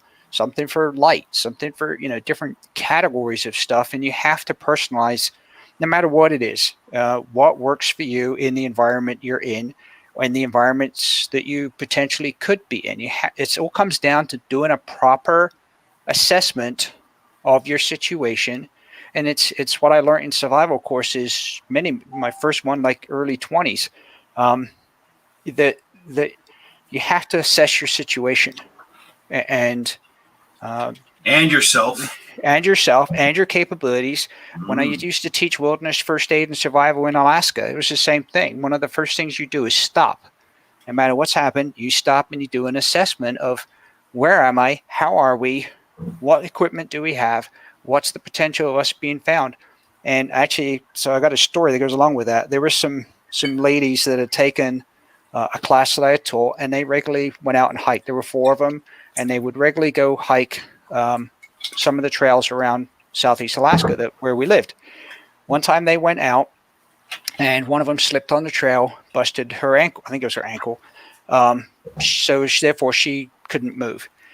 They had made a decision, and it was before cell phones or the early days of cell phones. They'd made a decision. 2 of them would come back down the trail. 1 of them would stay. Unfortunately, I had left the bottom of that trail because I was teaching another class about 10 minutes before they got to the trailhead. So by the time the call was raised, I turned around, went back out with the search team. When the first the team that got to them found them, they were severely hypothermic. One of them had gone into near cardiac arrest. But because of what they had learned and the decision that they had made for the 2 of them to come down, rather than trying to all carry her down, because it's a pretty nasty trail, they actually survived. And so they had learned and applied those skills. Now, had they not done that, the outcome could have been completely different. So, it's getting... It's there's not a quick fix to any of these skills and the skill sets we're talking, whether it's ham radio, whether it's an emergency plan, a communications plan, whether it's water, whether it's food storage and canning. These are all skills you have to learn, and you're not going to fix it in the next 72 hours. You can certainly get in the right direction, find the right answers, find the people to give you good information, but anybody asks me what radio do I buy, quite honestly, I never say this brand. It's going to depend on what you have, what your budget is, what sort of resources you have in your area, what you want to do with it, and that's how most of the articles are on my site. I'm not going to give you a specific answer because there's a lot of you got to figure it out yourself and what works. Well, like Nick said, when you said a lot of your answers lead with "it depends," I do the exact same thing. However, I will tell you, folks, I will design you a custom bug out bag if you want one. It's going to be expensive as shit. Just know that. Because I'll make the same offer too. Like here's an example. Here's 2 ham radios that I carry on a daily. This is a $250 radio. Yaesu, great radio. This is a $750 radio. Different radios. I have, like Nick, you have to customize the tools you're going to carry along with your skill set. My winter kit, which will go in my truck here soon because now we're at that point. And you have winter in Florida? I travel, Nick. And yeah, we have winter. It gets cold here. It gets down to 30. All right. Yeah. It's a humid cold 60, too. So it was 60 this morning when I woke up. It was chilly. I started to light a fire. Yeah, it's humid. But you have to consider your skill set and what you're doing. So, like, I'm going to put my winter kit in my truck here soon, and in my ruck goes a wood stove that goes with the teepee that I carry. Sounds absurd, but I travel in the Rockies and out west and up north, and I am not going to die of hypothermia. I've experienced hypothermia before. I've been in it. I've simulated it before and dealt with the results of it. I know exactly what it feels like, and I don't want to do it. Like I'm so pissed right now because we're going into this very turbulent time in American history, and I'm probably going to need knee surgery. I'm not happy. I can barely freaking walk right now. It's a hard time getting around. I tore my knee up doing something here at the house. I've already had knee surgery once on this knee, so I'm screwed. But again, I evaluate what my situation is. What am I capable of? I know my limitations and my skill set. I'm still an asset to pretty much anybody around me, but I'll deal with it. And I will get the damn surgery as fast as I can and get on with recovery. And, recovery can happen on the fly. But Nick's nailed it. You folks have to go out and do these things. I've hosted training classes all over the country, and people show up, and the one thing they say every time is, I wish I'd have done it sooner, and when's the next one? Preppers as a whole don't like to spend money on training because they like to buy something, get it, and go, oh, I've done something. I'm getting prepared. I'm so ready now. It's easy to do this. It's hard to go out on the range or into the woods and be humiliated. You will. I have been many times. And accept that, acknowledge it, and say, now this is where I am. I thought I was here. I'm actually here. What do I need to do? Training, folks. Number one, hands down. I mean, Nick's a great instructor. I would love to take classes. Hell, Nick's my friend. I would take classes from Nick in a heartbeat. Yeah. And he's going to What charge you a happens in lot your of money. head is far different than in real And so, life. I'll pay for it too. I don't care. okay. And that's what I've been Woo. bad at, right? My business coach has been on at me for a long time.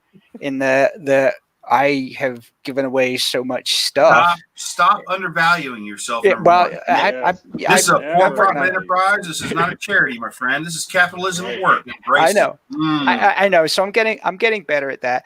And unfortunately, Except right for now us. except for you guys. Right. Yeah. But I got an issue with the damn plugin on my site right now that the store doesn't work, and I got to figure that out. But I'm new to all this IT back end stuff. But It's there's easier to another- pay somebody, Nick. Take my word for it. yeah, Fair that's guy. what I'm gonna have to do. But there's one other thing that we've talked about stuff. But there's one other thing that just kind of struck home when you mentioned knee surgery.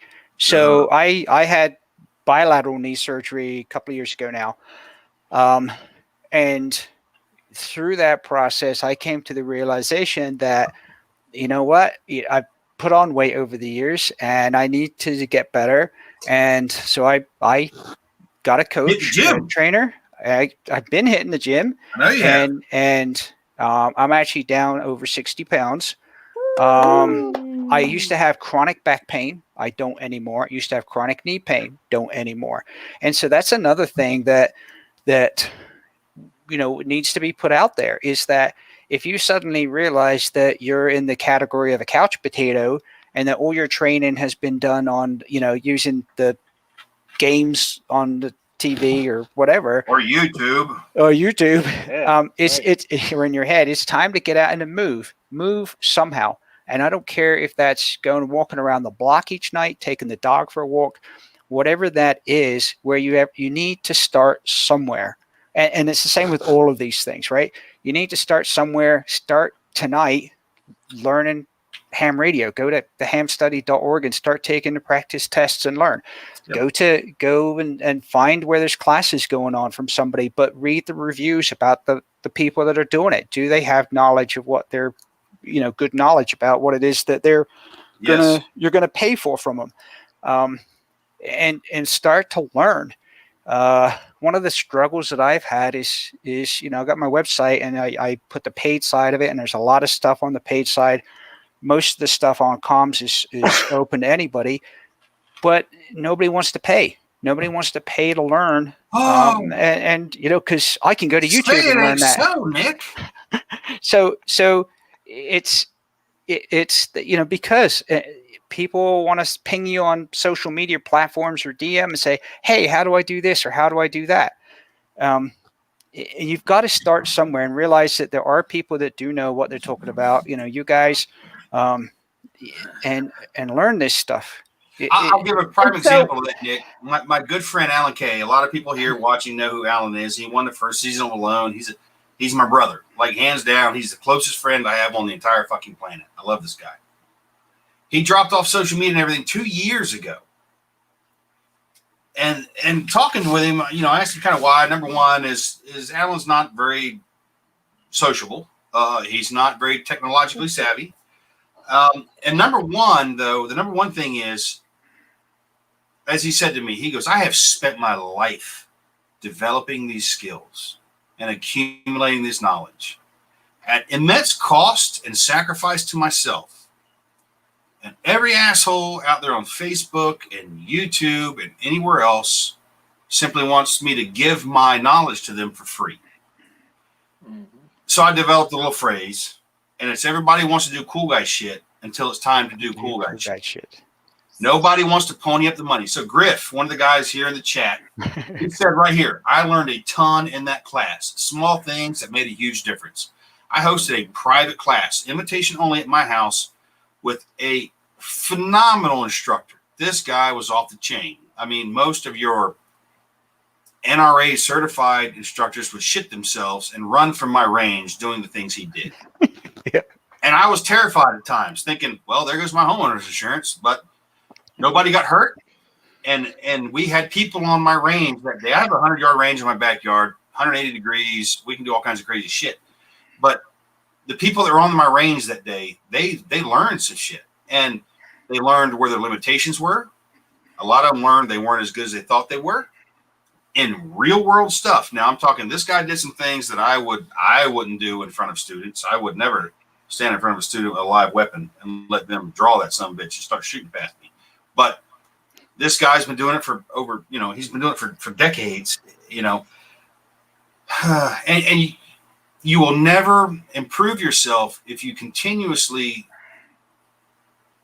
simply repeat the same skills you're good at, doing the same shit over and over. Anybody can stand on a square range, folks, and poke holes in paper. And this is only an example. I'm not using this as guns are the end all be all, because they're not. It should be your last resort. But anybody can stand on a square range and punch holes in paper. The real magic happens when we rip you out of your comfort zone and put you under pressure and make you have to think and consider all kinds of things at the same moment. You've got to make that shoot, don't shoot decision, or that, do I put the tourniquet on this guy here, or do I shoot that bad guy first? Which do I need to do?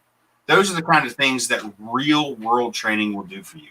So Well, I'm going to really quickly, Nick, I'm going to just cut in super quick. And then just to come back to this, there is, and Nick, you probably know her. Do you know Pony Anderson? Mm-hmm. Pony Anderson does these, I guess maybe you're familiar with her as well. She does these real world trainings. And she works with military folks throughout the world. And so that's something that we're going to be doing. But really, I just want to address two questions before some of these folks have to drop off. Self-Reliance Expo, yes, it's going to happen. And this is exactly the kind of stuff that we want the Self-Reliance Expo and this platform to be about. I am, like I say, I am the poster child of who we're trying to reach. I want to learn from these guys. I want to go into these courses. I want to be exposed to that. And my goal and my vision for the National Self-Reliance Project is that this becomes an aggregator of the Chris Weathermans and the Nick Meachers and the Morgan Stewarts, that we pull all of that information together, and it's going to be a one-stop shop. So yes, we're going to probably do a hybrid type event. We've had to postpone our event until spring of next year. So stay tuned on that. If you are not part of our newsletter, they just canceled SHOT Show. What? Yeah. Yeah. And go to. I have no reason to go to Vegas, but I'm going to Vegas anyway.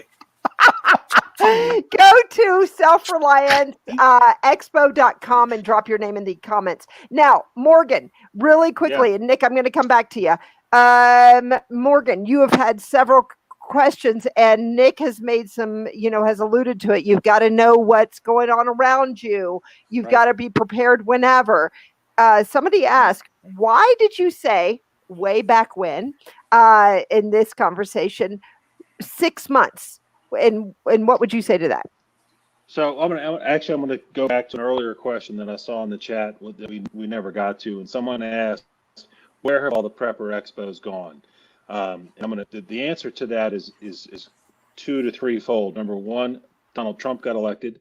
Number two, at the same time, people stopped going to expos. A couple of years before that, you would have lines of thousands of people going to different expos to learn things and to buy things. That died. I mean, that literally those expos started literally going out of business. And then third, COVID happened. And so no government's going to allow you to have most governments aren't going to allow you to have a gathering like that. So unfortunately, you've got to get creative. Kiki is doing that, and keep an eye on what's going on with the Self-Reliance University, because having virtual expos, doing things like we're doing here today is what's going to happen until we can have a big gathering again, right? So that's what happened to expos in the last 2 to 3 years, really. The question isn't that the question about why I don't think a civil war will happen within 6 months. It's not that I don't necessarily think it won't happen, but I will say this: the odds are it won't happen. The odds are, throughout history, these kind of massive, huge things don't just happen like that. So the odds are probably it's not going to happen, just like the odds are your house isn't going to catch on fire, but you're going to buy fire insurance anyway. There is a massive amount of not only just pure logistics that has to happen for a real civil war to happen. Now, maybe there's going to be different types, we can call it different versions of civil war, and we're probably in the middle of one right now, actually. I think, Chris, you would agree. You are in the middle of one, right. And the logistics have been happening, Morgan, been happening. Right. So go ahead. Right. But yeah, I think most people when they see the word civil war, they're imagining, North and South troops going against each other. I don't see that happening in 6 months at all. I think this I think this sort of little firefights here and there are going to continue to happen. But if you're imagining this massive civil war that the country's going to split in half in 6 months, nope. I think first off, I think two things are going to happen tomorrow. I think people are going to realize the Democrats or the leftists, the Marxists who might have thought that they had a majority going right now are going to learn very differently tomorrow, right? So you're not going to have this massive wave of Marxism taking over, and that's going to cause some folks to pause. Secondly, the mentality that goes into a hot war, most of us aren't prepared for it. And so most of us aren't going to be marching out of our houses ready to start, shooting people on the other side of the political fence from us. So the idea that happens in a massive way in 6 months, I think, again, pure odds, I think, are against it. The different firefights and diversions that are going on today, that's going to continue. I don't see that stopping at all. And quite frankly, it probably will get depending on who wins, it's going to get worse. But if your idea that a civil war is going to be, 10,000 guys on each side of the line going at each other, not going to happen. No, you're very correct, Morgan. That's not what it's going to look like. You need to think more along the lines of the South American conflicts. Okay, so imagine you're sitting at the red light, driving to work one morning, and you've got your Trump bumper sticker and your Glock sticker on the back window and your gun family sticker and all the shit you support on your car, and some jackass rolls up beside you in a enduro motorcycle, looks at you, pulls a pistol, and shoots you in the side of the head, runs the light, and keeps going. That is what it's going to look like. It's going to be quick hit and run kind of things. And it's all going to happen because you are telling everybody where you stand. So when we tell people, as I do in my new book, Decline and Decay, Alan Kay and myself went to great lengths to tell people, stop giving intel about yourself. Nick mentioned this earlier. He's a brilliant guy. He knows too. Take those damn stickers off your car. Take those signs out of your lawn. I know everybody right now is pumped. They want to support. They want to do the thing. But I'm telling you, what is coming, those things are a liability. Those things will get you shot at, killed, harmed, otherwise injured. It will get your house on a list. Yeah. It's not. You're right, Morgan, in what you're saying. There's not going to be, delineated lines of this is a bad guy area and this is a good guy area and this is no go and this is not no. It's not going to be like that. It's going to be freaking everywhere around you. It's not going to be. There is a scenario, and I think the scenario is this: when California, Oregon, and Colorado, and Washington State decide to be patriotic and secede, right?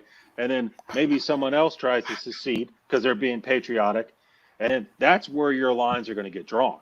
But that's not happening. Great Republic of Texas, right? But I think and Cascadia is going to secede too. I think what you're going to see before that is you're going to see, what we've been seeing, low intensity conflicts, small targeting that aren't going to get picked up on the big radar. People aren't. It's just going to be, there was just a little bit of violence. It was a home invasion that went wrong, or. Right.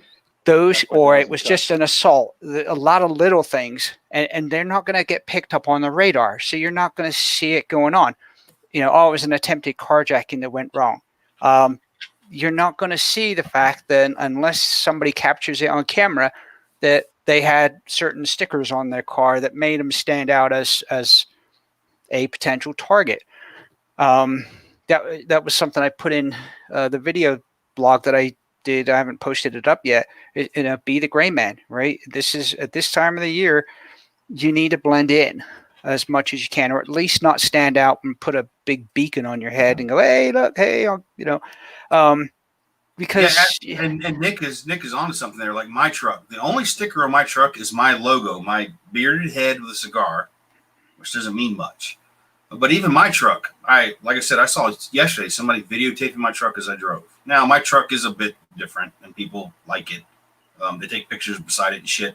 But I'm always cognizant of that because Nick is very right in this. It's not going to be like people think. It will be low intensity, but there will be a pattern if you pay attention to the news, right, and you do your own research as far as digging into those things. Find all, like every time NFAC meets and they do one of their marches where they shoot each other, I dissect the video. Every video feed I can find from it, I dissect it.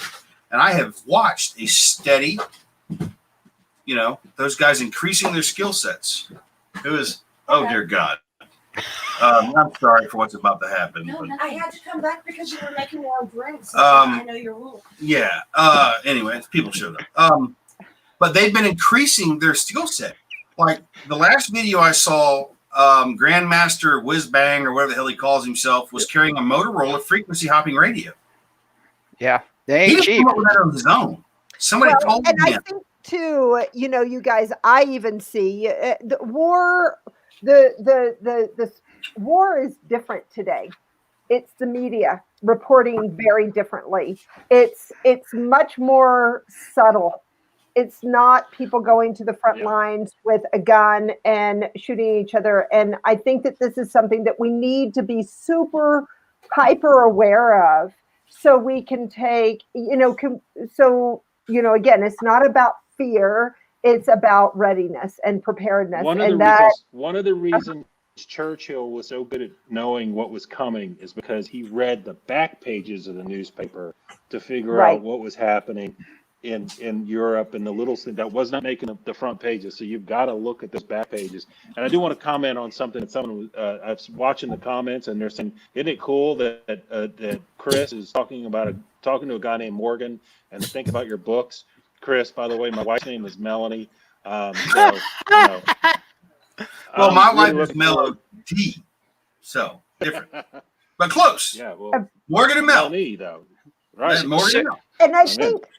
And we're talking about there's some more questions too. So let me answer that one because I have the perfect example of this one. Go for it, Nick. So my ham test team is named Patriot VE Team. VE's volunteer examiner. We got deleted off of Facebook. I can't believe I haven't deleted off Facebook. I mean, well, I can't believe you haven't deleted off Facebook. I can't either. Everything that I'm we've ever disappointed in them, actually. Yeah, I know. So everything that we posted was just about ham radio, right? How to get a test. Here's our classes. Here's our tests. That was it. Nothing political or anything else. Poof, gone. At this point in time, I would suggest that if you have anything with the word patriot, any kind of symbol that implies that you support that you're right at all. You're anywhere right of center, yes. whether it's a blue line, whether it's even a US flag, it's going to make you a potential target. And I know it promotes your business. If you look at my logo, there's nothing. Actually, it was made with a mind map program, just because I didn't know what else to do at the time. And that's all that's on there. My personal Facebook page was wiped out as well. But they've left mine alone. Mind-boggling. Yeah, well, yeah. You know why they left mine alone. Yeah. So I would suggest, right now, it's not worth it, because even if you've got insurance, you get your windows busted, your car keyed, your tires slashed, it's the inconvenience of it but also think of the bigger picture. It's your family. Well, Your family can become a target too. It might not be you in your vehicle. It might be your significant other with the kids, and somebody decides to do something stupid and not launch a even that, Nick. projectile. They dox your address. They post What? you. Like I said, I'm shocked my page hasn't been shut down. Yeah. I've also limited my posting recently, and that really is conceding to the enemy, for lack of a better word, folks. But I've been very busy. I'm ramping things back up, but I also have my own platform. I have my own website on a secure server with a forum on it. AngerAmerican.net, I think, takes you there. I don't remember which one it is now. We've got so many in the works. But Nick has a point. You know, if you have stickers on your car that promote you as anything right of center, you should remove them. If not for yourself, for your family, as Nick said. It may not be you. Someone might approach your kids at school and be like, hey, your parents are assholes and we know what they're up to. And that is the kind of thing coming. It will be death by 1,000 cuts. The insurgency that is at work in our country currently. They've had centuries of education in front of them to study. I study it. I understand insurgency. I read about it daily. I'm currently listening to a book about the next American Civil War that was wrote in 2018, I think it was. Mm-hmm. And it's amazing how many points this guy hits. He's very correct on that. I don't remember the name of it. I'll have to look it up. It's on my Audible. I'm not going to give him credit. Screw him. Write his own books. But it's a thing. That's why we say, take the stickers off your car, folks. Take the signs out of your lawn.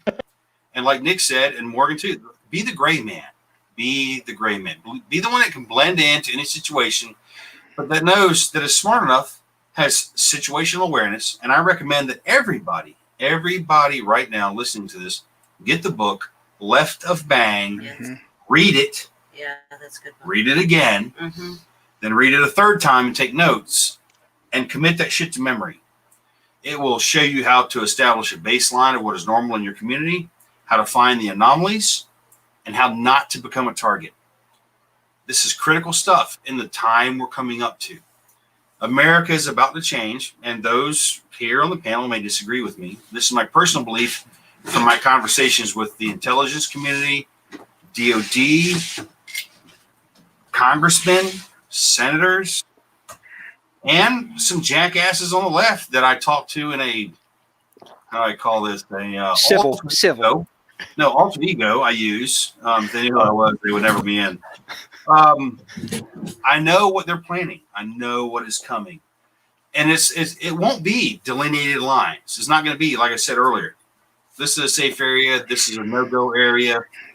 It won't be like that. Everywhere will be a conflict arena.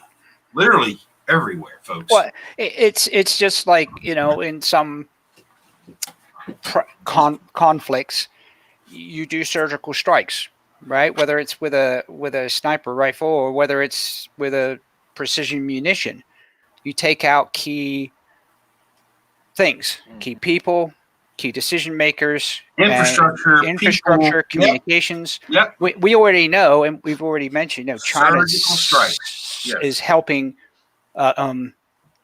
helping these people. We already know that China has mapped out our entire power grid and could go in at any single time and take that sucker down.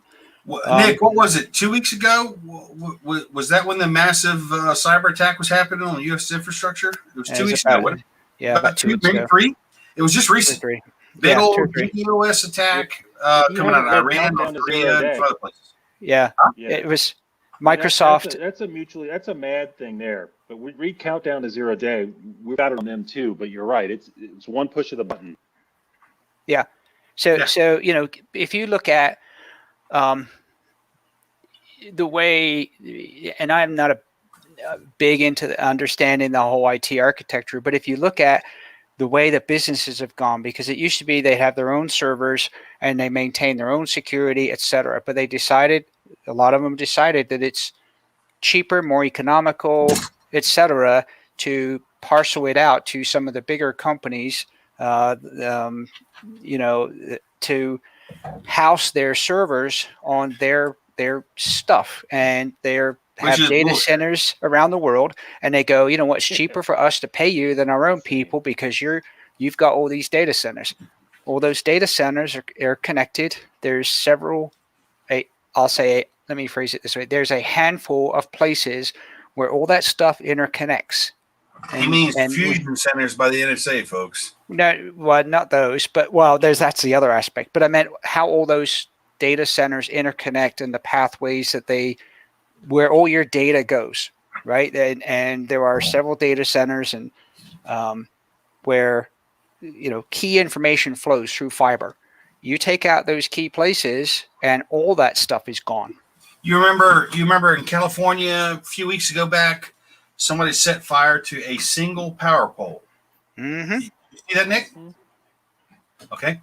That power pole just happened to have a couple of multi-hundred pair fiber cables running up the length of it, and it shut down comms to a great section of California. Yeah. It's exactly what Nick's talking about. These people are smarter than we think they are. If some of you recall back a couple of years ago, there was a substation in California that was targeted by direct fire, 762 by 39 gunfire, shooting out some transformers and stuff. And it doesn't take much. You shoot one of those great big pad-mounted transformers, put a hole in it, mineral oil leaks out. When the level gets low enough, that transformer overheats and explodes. I worked in the power industry for 20 years. I know exactly what's happening here. They never figured out who did it. They never apprehended anybody. It was a dry run for things to come. Right. There are 12 the supply chain on substations that in this too, country, right? folks. Go ahead, Morgan. Yeah. Right. I was to say, the supply chain problem on that too. That you take out 15, 20 massive substations, it's months before they're rebuilt. It's 6 to 12 months. Minimum. They weigh 400 to 600 tons apiece. There's And only none of them three are made pieces. here. None of them are made here. Right. There's only 3 pieces of equipment big enough to move them. It takes 6 months to figure out the logistics to move it, to get it from a railhead to the site. So you're talking 12 months to replace them. I'm trying to remember the numbers now because I learned all these. 12. There are 12 critical stations in the continental U.S. power supply, particularly, that would, block out large sections of the country. And for every 12 of those large transformers, there's 10 different designs because they were designed for that grid at that location at that time that grid was designed. So there's not standard designs. They have to be specifically built for that section of infrastructure. And the original diagrams for all that stuff have been lost over the years. So it would have to be completely re-engineered. If you knew which ones to take out, which they do, it doesn't take much to go punch a bunch of holes in them, and cascading effect would take down the grid. Oh, I could do it. So, it I'll doesn't tell you. require complicated. Yeah. So No. I'm working with in regards to the Expo. I'm working with there's David Womack, who has done the Black Sky event, the trailer. He is about to come out with that movie. It's fantastic, Black Sky event. And there's several people here that Nick, I know that you know. And so what we're going to be doing is most likely we're going to be doing we're going to be doing a hybrid. If we can meet in person, great, we will. But otherwise, we are for sure going to do virtual as well. And the first day is going to be all about EMP and protecting the grid. And that's going to be on a Thursday. Then we're going to go into preparedness and survival on a Friday, and then sustainability and homesteading on a Saturday. But this is to me one of our biggest threats, and that people are completely unaware of outside of really this community. So if you go look for EIS Black Sky on YouTube. EIS is the Electrical Infrastructure Security Council, electrical infrastructure.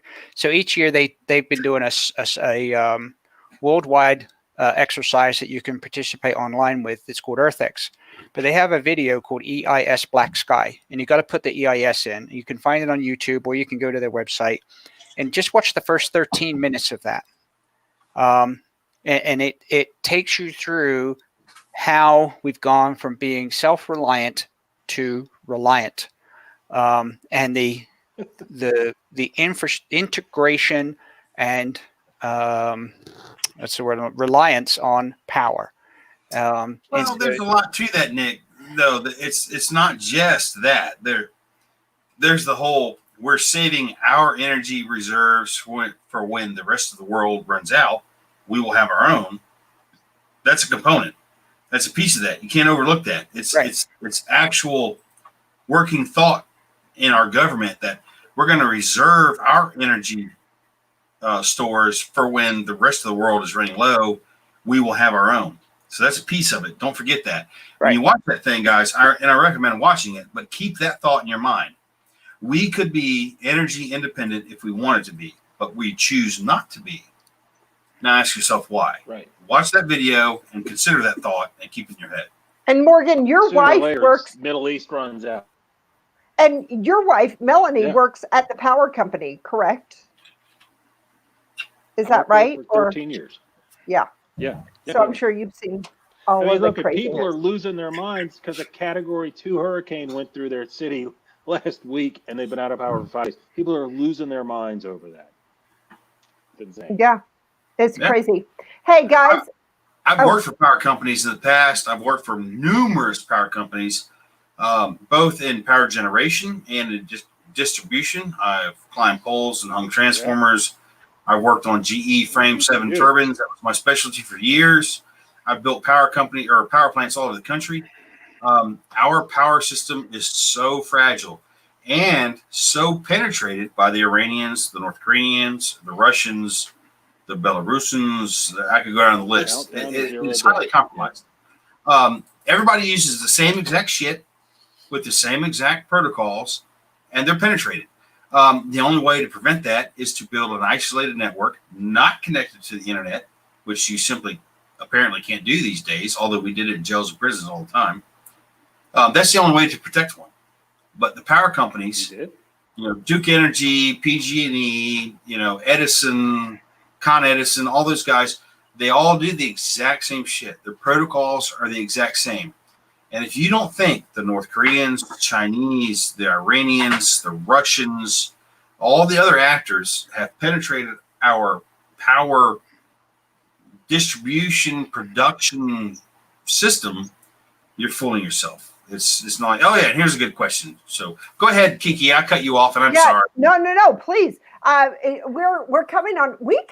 I can see that this could be a 5-hour discussion, and that's what I wanted it to be. Every night. Mm-hmm. I do twice a week, easy, and it's. I know it. Well, Chris, I've joined some of yours, and they've been amazing, and so I so appreciate everybody contributing and you guys being here. But we are going to kind of start to wrap because a couple of our speakers do have to go to the bathroom. They have day jobs, people. That's what she's saying. They have day jobs. That's right. They need to use some of that toilet paper they've stored up. But with that said, I want a video of Nick of you eating toilet paper. We do have some really good questions that we would like to. So can we put up the 2 questions about the car? This is a great one. This one, and then there's another one. So let's answer those. So I'm gonna jump into this one first because I live in Florida. You can't get much more south than that, and I mean real south, folks, not like political south. So, in your car in Florida, carry your water in whatever freaking bottle you want. It doesn't matter, PET plastic, whatever. Your GI canteen, your Camelback water bladder, whatever. You carry your water. I carry mine in a 5-gallon GI. What's the name of the company? Skepter water jug is in the back of my truck, along with water bottles, water bladders, canteens, stainless steel canteens, whatnot. I keep that in the bed of my black truck in the summer in Florida. For food, I highly recommend freeze dried. Now, yes, you need to come up with more water, but you're going to boil that water anyway to make your food, so it's rendered safe. I don't care if you get out of a ditch, a cow pond, a Florida pond, a river, a lake. I don't care. Give a shit where you get it from. Freeze dried has a much longer shelf life in the heat. MREs degrade quickly and have to be rotated constantly. Like you get 6 to 9 months really before they really start to go downhill. And you'll notice when you eat them, they've gone downhill. You'll taste them. But freeze dried can maintain that time continuum for you. So in other words, you can have a kit in your car for say a year of freeze dried meals that need boiled fresh water to produce a meal, and then rotate them out. The other thing I would recommend would be a short term, say 3-month cycle of things like lifeboat rations, any of the meal bars, those sawdust tasting shit SOS things. food bars, yeah. Mm-hmm. The food bars.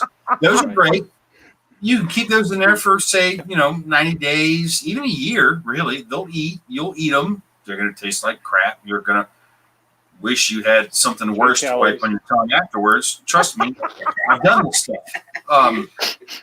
I've done these things. I live in Florida, folks. I can attest to the heat. Well, I can, we and have I am stuff in not. our shop, the food that we've Yeah, I mean, stored we up have is store. bad. We have It's like bad. Mel just Yeah. brought it. Mel's sitting behind me right now, guys. She just brought up the fact that we have food stored in my shop, which is a unair conditioned building, and a number of those things in there now have to be thrown away because we've pulled some out recently to use in daily use, trying to rotate them, and they didn't taste quite the same. Ketchup. Things like ketchup, pasta sauce, things like that. They just didn't taste the same. So rotate them out. If you're using prepared, I'm going to say wet foods, and by that I mean ready to eat, give them 90 days. 90 days tops. If you go outside of that and you want to step up to the 1 year mark, go to freeze dried preparations made by yourself, which I do myself. I make my own, and I also buy some. So 90 days tops for wet stuff, a year for freeze dried, your own or commercially packaged. Take them out of your car. If they're commercially packaged freeze dried, take them out of your car, put them into your home rotation, and use them up. Camping trips, weekends where you're going to pretend that things have blacked out and you're doing a scenario for your family, use them then. So you can't keep stuff forever. Like we put Heinz. Mel is a Heinz ketchup fanatic. She eats French fries as a vehicle Yes. simply to consume All the food. ketchup. Yes. I eat lettuce. Like Yeah, that. lettuce. I should dip anything in it. And according to Mel, According to Mel. it's gone too long in there. Right. It's It not just good. doesn't. It truly does not take. Now, is it safe? Absolutely, we can eat it. And if I was without anything, and I was living simply off my larder, not at you, Nick, for larder, would I be happy to have it? Fuck yeah, I would. I would eat that shit without hesitation. But when we are in a distressed situation where things are not normal, we don't have normal access to the things we normally have, and we're trying to feed ourselves, and we're looking for a level of comfort and conformity to our Normalcy. normal situation, that shit ain't gonna cut it. You have to rotate this stuff. Mhm. So we're gonna be going in my shop this week, and we're gonna be throwing a metric ton, literally, of food away. We're gonna throw it away, unless the guy that works for me, Ben, if you're watching, love you. If Ben wants it, he have it. But he don't It's like not ketchup. good. He's a It's mustard not man. good, yeah. So Go give it to the rioters. nah, Yeah. I don't give a shit to the riders. I mean, I'll throw it at them No. out of a potato cannon. You guys are so. Give it to the Hey. kids at the house. So, folks, I'm just gonna tell you, if you make a potato cannon, this is just from practical experience. Aquanet hairspray is the best fuel for potato cannon. They don't make It will launch a potato farther than any other pellet on the planet will. I'm just saying. I don't know. I don't know Fired this one from the other personal night. experience. I've just They don't make seen some Aquanet videos. because- How is it that you haven't been tagged on Facebook and even I have? This I is don't- so unfair. This is Well, awesome. Kiki, I know exactly why my pages are not blocked from Facebook, and it has to do with alphabet soup people. That's why I'm not blocked from Facebook, because they want me to keep incriminating myself. which I will not do because I've never done these things. Fuck y'all. But I'm just saying, Aquanet and a potato cannon will hurl a projectile twice as fast as butane. I'm just saying. Oh my gosh. So on that point, I think that we need to wrap. I love it. Those are we need more of those tips, Chris. Well, I got a million. I was gonna say, careful what you ask for. Yeah, I know careful it. what you ask for. Right. Hey, so Yeah. before we See go right there in the comments. Wait, right there in the comments, Kiki. See? Yep. Aquanet. Aquanet, baby. Aquanet is the boss. Everybody knows. I'm not giving away because national. you're using Aquanet on your beard, and you. No, I don't use. No, my beard does not need hairspray. My beard is always perfect. That's all natural. Okay. I use range-free, gluten-free. The whole thing's soap. I buy gun oil. Craft soap maker. Gun oil. That's so funny. So, okay, you guys. Gun oil. Thank you. We're going to go around and we are going to, I want each of you to give your 3-second commercial, if you will, so they know how to find you. And then we're going to end with Luke's question about tent versus hammock. But Morgan, tell us about you and Paratus Business News and how do they find you? Well, currently, Paratus Business News, which may change soon. I'm looking at a different business model, but Paratus Business News was created to report on the industry of preparedness and self-reliance, and to give you some of the background info and the behind-the-scenes info of these folks that you're seeing on the screen here. We've done it for about 5 years, and so there's a lot of great stories. We've done some how-tos and some reviews on products and things like that. But if you really want to learn about the experts in the industry and actually see some reviews on some books and things like that, that's what we really do. We try to cover the industry itself. But keep your eyes out. We may be making some changes to the site. So it's paratusnews.com. Paratus, by the way, is prepared, Latin for prepared. So anyway, just keep an eye out. We'll be active and making some changes. So it'll be great stuff. And the beauty of Morgan is he is one of our sponsors, our media sponsors. So thank you very much, Morgan. And definitely check out his newsletter. It's free and you can't get better than that. Yep. But also it's really some great information. He has interviewed these guys, and perhaps you'll write a little bit about what you learned tonight in the 2.5 hours that we've been doing this. And just Morgan, wink, wink.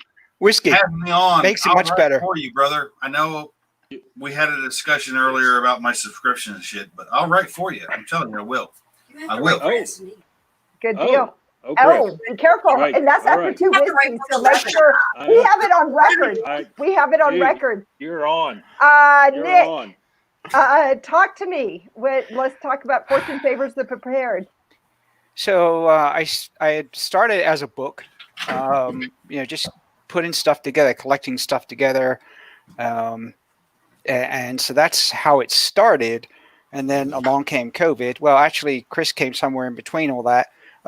Way before you fucker. Way before that. Sorry. And turned me towards writing a fiction book. And then, of course, along came COVID. And so I decided I got to get back to writing that book.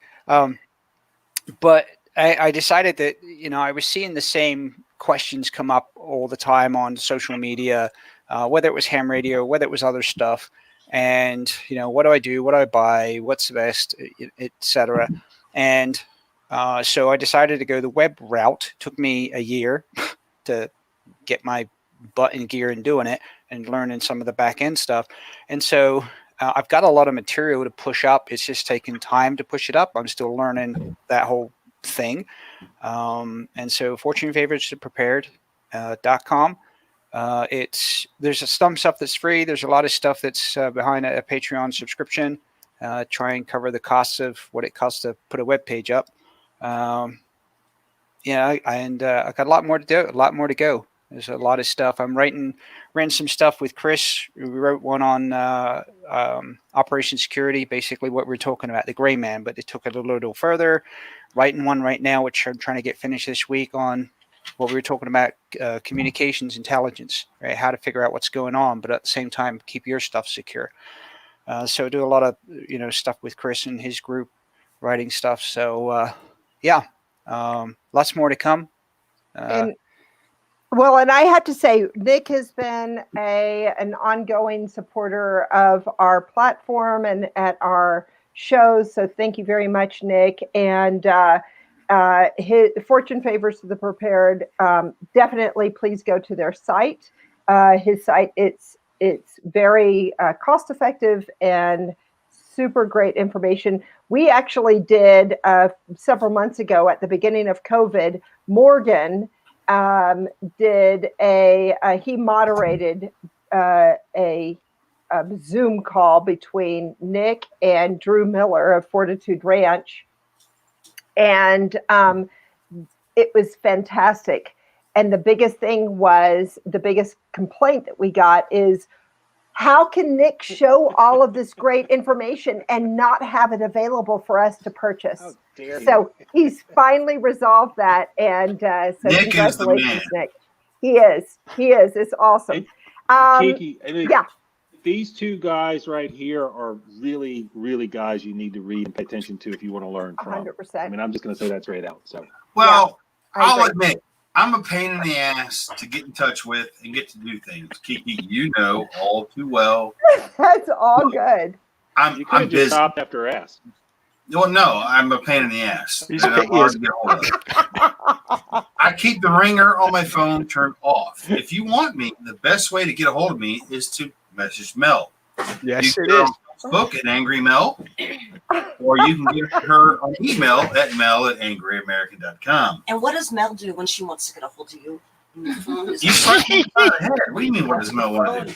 What does Mel do? What is the I'm question? very, Answer that like, question. if folks could get an appreciation for the number of messages I receive a day via email, Facebook from my 4 Facebook pages, Instagram, Twitter, and everything else. Like, I'm inundated with stuff, and I try, guys. I try hard. He does. It might be 2 weeks later, but I will answer you. So if Chris tells me, like, we're doing a live like this, and he says, "Give me a call tomorrow," it will take us 2 to 3 weeks to connect. Right. I didn't get into this to be like a point of reference for folks. I wrote a fucking book. All right. A fiction book. Fiction, folks. I made the shit up. But I based it a lot off of what I was doing at the time and things like that. And so like Morgan's pack was in the back of my car when I worked for a living. You should see the bed of my truck now. I put a post on Instagram not too long ago. I cleaned out the bed of my truck and I had all the shit. Yeah, including laid the out box that on was my supposed to truck. get mailed to me months ago.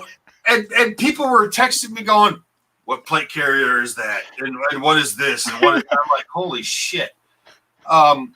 Look, I genuinely do live this lifestyle. I'm not a guy that writes about it and watches YouTube video. I do the shit. I will walk out of my house right now with what I have on me at the moment. I'll go live, and I'll live miserably, but I'll live. I can do the shit. I've done the shit. I've spent more than my share of nights cold, wet, miserable, hungry, tired. I hate training. I'll tell everybody who comes to a class with me, I fucking hate to do this shit. I don't like it, but it's necessary. We all need to do it. And if me being here will bring your ass to the class, I'll suffer with you. I fucking hate doing it. I do. I hate doing it. Griff, one of the jackasses in this thing here now, he was here at a recent training with me.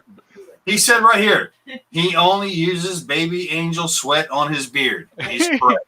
That's all I use. Baby angel sweat.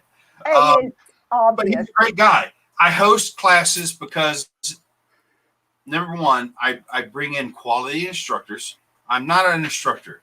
I will never host a class where I'm the instructor. Won't do it because I don't have the. You won't even teach me. I don't have. Yeah, I won't even teach Mel. She's bitching. I don't have the personality to be an instructor. I'm like, because to me it's like this shit's easy. Fucking do it, and that doesn't work for students. You can't do that to them.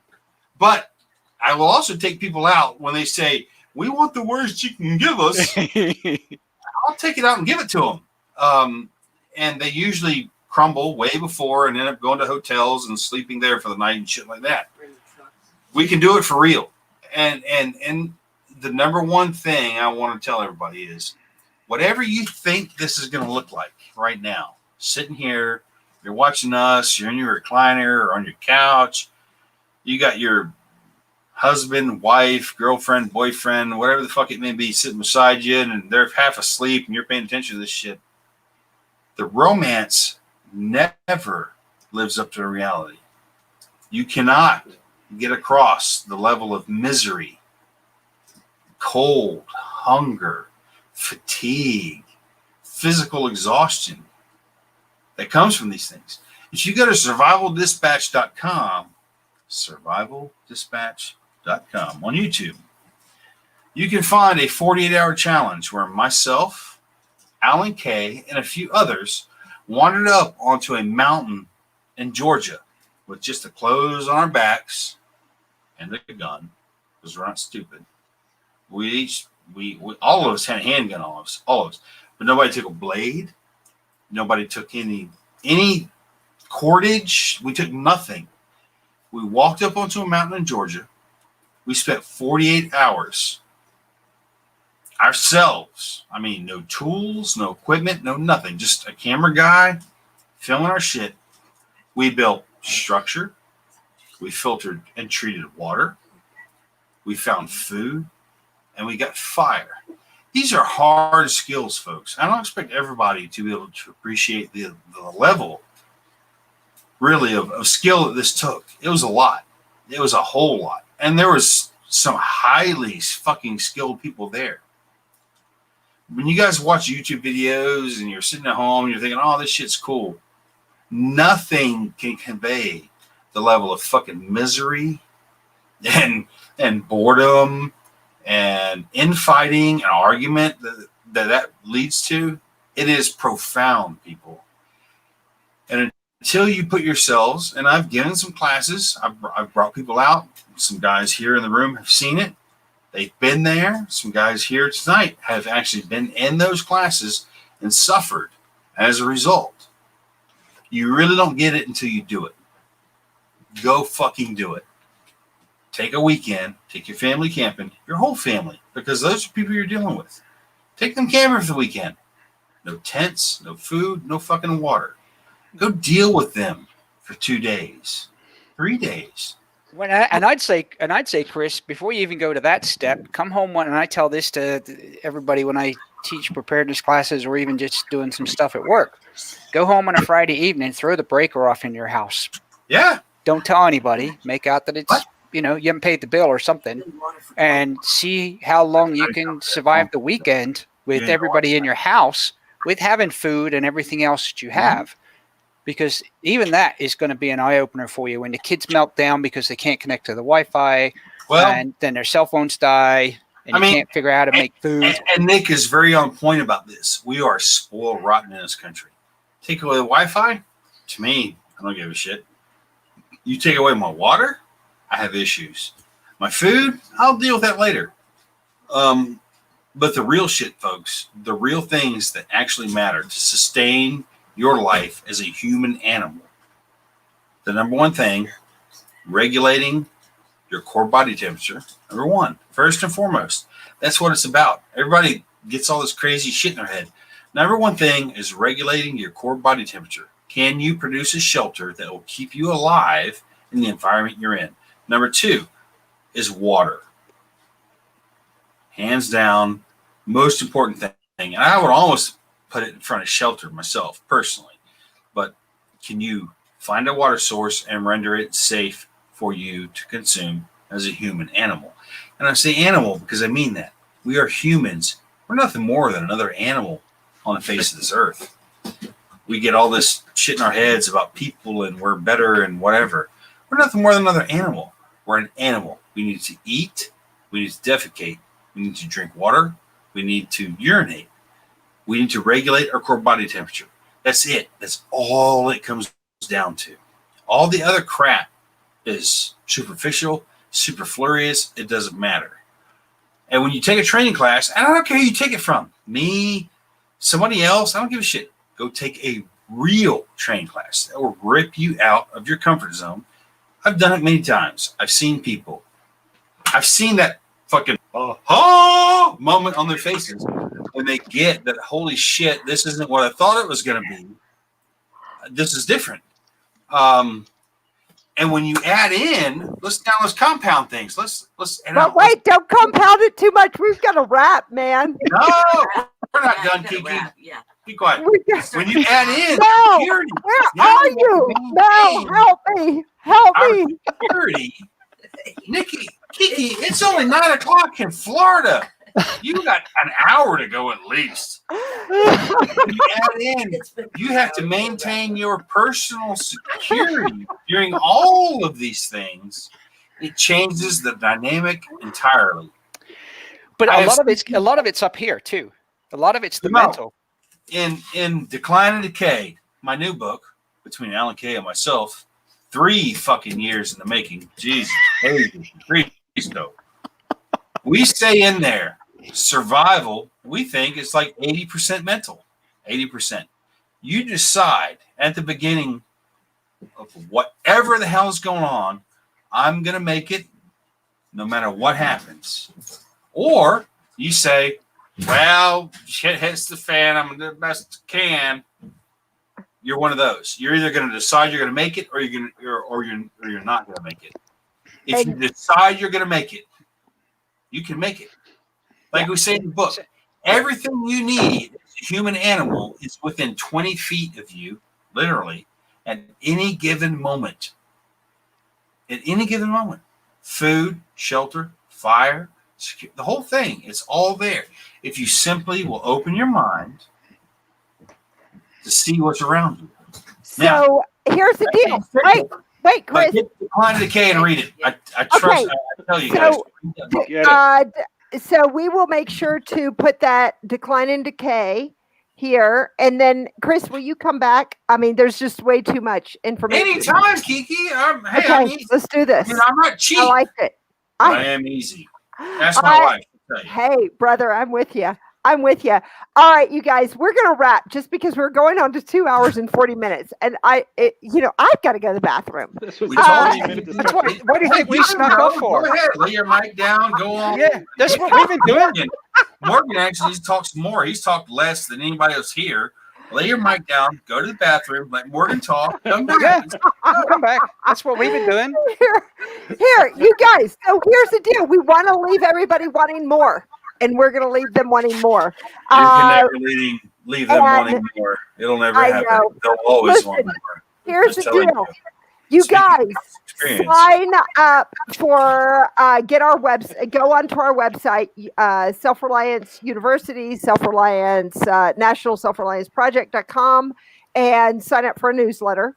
And we are definitely going to do this again. I stalk Chris. And he doesn't know it yet, but better than Kiki have tried and failed. I'm just saying. And so we will actually have Chris back. But what the NSA actually tried one time, didn't work out so well. We're going to do another one of these, and we are also going to do an expo, you guys. So definitely sign up and just. We'll keep you posted, right? If you actually get a planned, like it's gonna fucking happen expo, I will be there. I promise. I swear to God. If you get one that all the Marxists have blessed, whatever you had, bribes you had to pay, whatever happened, and they say yes, you can have a gathering of more than 4 people in this place. I'm coming. I'm telling. I used to go to all Iran's. I used to be there every fucking year. I know it. I know. I feel so rejected. It ain't nothing against you, but COVID, there's a virus going around. And I don't want to get sick. I know it. Well, I think it's going to be kind of cool. At the very least, we're going to do a virtual one in April. So, Have so me sign on. up for that. Yeah, I think that could be super cool. So this is a little precursor to that. And thank you guys. I have loved this. And like I say, we're going to have to do it again. Let's see what happens tomorrow. And we might have a whole new thing of, a lot of new topics to cover at that point. Luke Kennedy, you better have a damn underquilt. That's all I'm telling you. I'm just saying, bro. Go ahead. I'm sorry. By the way, I have a hammock. To the guy that asked the question, I have a hammock. Oh. I like the hammock idea. Morgan, I'll come back Morgan, to it. Depends where you live, right? Morgan, have you ever camped in your hammock in the winter? Well, I was going to go there. No. It's a yes or no But, question. if it's cold, don't do it. This is look. I'm a Marxist at this point. It's yes or no. Have you ever camped in your hammock in the winter? I would No. not camp in my hammock in Okay, the winter. that's no. Thank you, Kiki. Luke, Right. Luke, listen to me, brother. You will freeze your ass, Ass off off. in the winter in a hammock, Right. unless you have a quality, and by that I mean voluminous underquilt, which means it occupies a large space in your rucksack. You sleep on the hammock in the summertime, get the airflow, stay cool, not be as miserable. You sleep on the fucking ground in the winter Bugs. to live. Take my word for it. Yes. Trust me, I live in Florida, dude. I sleep in hammocks all the time. I'm just saying. Right. New Orleans, right? You're welcome, Luke. Well, I mean, you're in the mountains, North Carolina now, so that New Orleans shit don't count no more. Let's go out in the woods. Well, I know. You and me It's the together. hammock up here in the I'll winter take you out in the woods. I'll film it. And New Orleans is just like a bowl. I mean, I'm sorry, Morgan. Let's me and you go to the woods. We'll film some shit for Paratos News. You should support survivaldispatch.com. That's my new site. You should support that. And And then share it onto the National Self-Reliance. we will Project. share it with everybody, Kiki. There we Because go. Morgan will be miserable, and I I want would love that. I would love more Yes. than anything to see you taking Morgan out in the woods. It would be to. hard. Come on, know. Morgan. Come down to the Everglades and go in the horrible. swamp with me for a week. Oh Lord, No, have hell no. mercy. Don't go to And stupid who's- places and like who's- that. All right, And- all right, and Morgan. Wait. who's- Morgan, I will come to you, and we'll go out in the woods of North Carolina for a week together. How about that? Hey, I'll do By that. the way, And what was the whose word? idea was it to bring this to the party? I know it was yours, Nick. Mine's gone. I'm What are you? Okay, I'm drinking Jameson. Nick, holding up my glass for this. Morgan, what are you drinking? What's What were your you Already. drinking? Well, I need Georgia shit now. What's your rule? In my house, the rule is, and I apologize first. You said this since I If was this a offends child. you, I don't care if it does, but she with tits, Mel, must make drinks. She showed up late to the party. Sorry, Kiki. I know it's offensive, but Mel knows her place. She's about to get me some more whiskey. And Oh Lord. she with tits must make drinks. And I know neither one of the people that I started should have ended 5 minutes ago, huh? No, this is pretty good. 49 minutes to go yet. It's not even 10 a.m. Yeah. p.m. in the East Coast yet. Chris and I did over two and a half hours by ourselves. There's four of Well, us here, so that should be at least twice as long. Oh my! Kiki, Stop it! we Nick. warned you. I'm Stop just it. saying. I can't You're fucking control wrong. it. Hey, look at my little. Look, I voted. See, Did it's you fucking see it? magic. See, Look at this. Look, I is. you know, voted. I just brought mine to the table. Tomorrow. Go vote. We're going to vote tomorrow, and Mel will be wearing. Get this. Is she going to wear the shirt? I am. Yes. I am. Ah. So a buddy of mine makes T-shirts for a living. I know. I want. Mel to. had this T-shirt design that says "Tatas for Trump" with my logo in the middle of it. She will be wearing that when we vote tomorrow. We will post pictures of it All my Tatas girlfriends are like, "Don't wear a bra." for Trump. And let me just say, at the end of Well, the her day, girlfriends tell her not to wear a bra. who wears the pants in that family? I'll go with What? Mel. He does. Go with Mel. No. You don't know Mel. Kiki. No. You Oh, should go with me. Really, you should be Team Chris, not Team Mel. I would go. I just opened the And barrel. somehow I'm getting blamed for this when it was actually, Kiki's idea to get us all on. And she said, "Hey, can you reach out to Chris and see if Chris will come on?" And I went, "Sure." She And rejected me. You're like, it'd be a Shit show. and- I told you. Yeah, I did say that. I told you going in this would be a shit show. What do you expect from me? And that's Yeah. why I brought Morgan on, because he could be the voice of reason. Morgan's been so fucking quiet all night.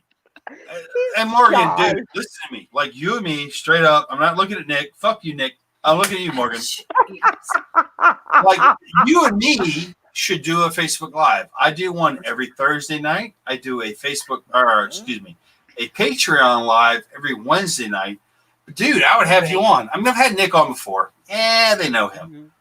Kiki, I would have you on. I'll do it, and I don't have much to offer other than the fact that I'm like you a do. poster child. Because you're the middle ground. You're what we're all Right. fighting over. You're the middle ground. Right. That's So for you guys, That's where Kiki and I I would are. have either one of you on. Alike. Morgan, you Yeah. too, brother. We've been around each other a lot. But when I do a Facebook Live, I will have between 150 on the low side, 600 on the fucking high side, like consistent on Facebook Live. And Well, it will be 1,000 with me. Huh? I'm kidding. I'm kidding. what'd you get? I'm joking. That what'd you get? Really? I'm serious. What'd you get? I said it would be 1,000 with me. No, I'm joking. I have no idea. Show me, All right. Kiki. Yeah, Mm. okay. Show me. Before this goes any further, thank you guys. I appreciate it. Thank you. Thank you guys for joining us. And we'll be posting this. Oh my Lord. Is that moonshine or water? All right, take it. No, this is whiskey. This is what men drink. It's what Nick tried to drink. What Morgan totally avoided. And what Kiki, excuse me, sit. Hey, I did You all guys right. need to hang with me more often. You'll be better people. I'm just telling you.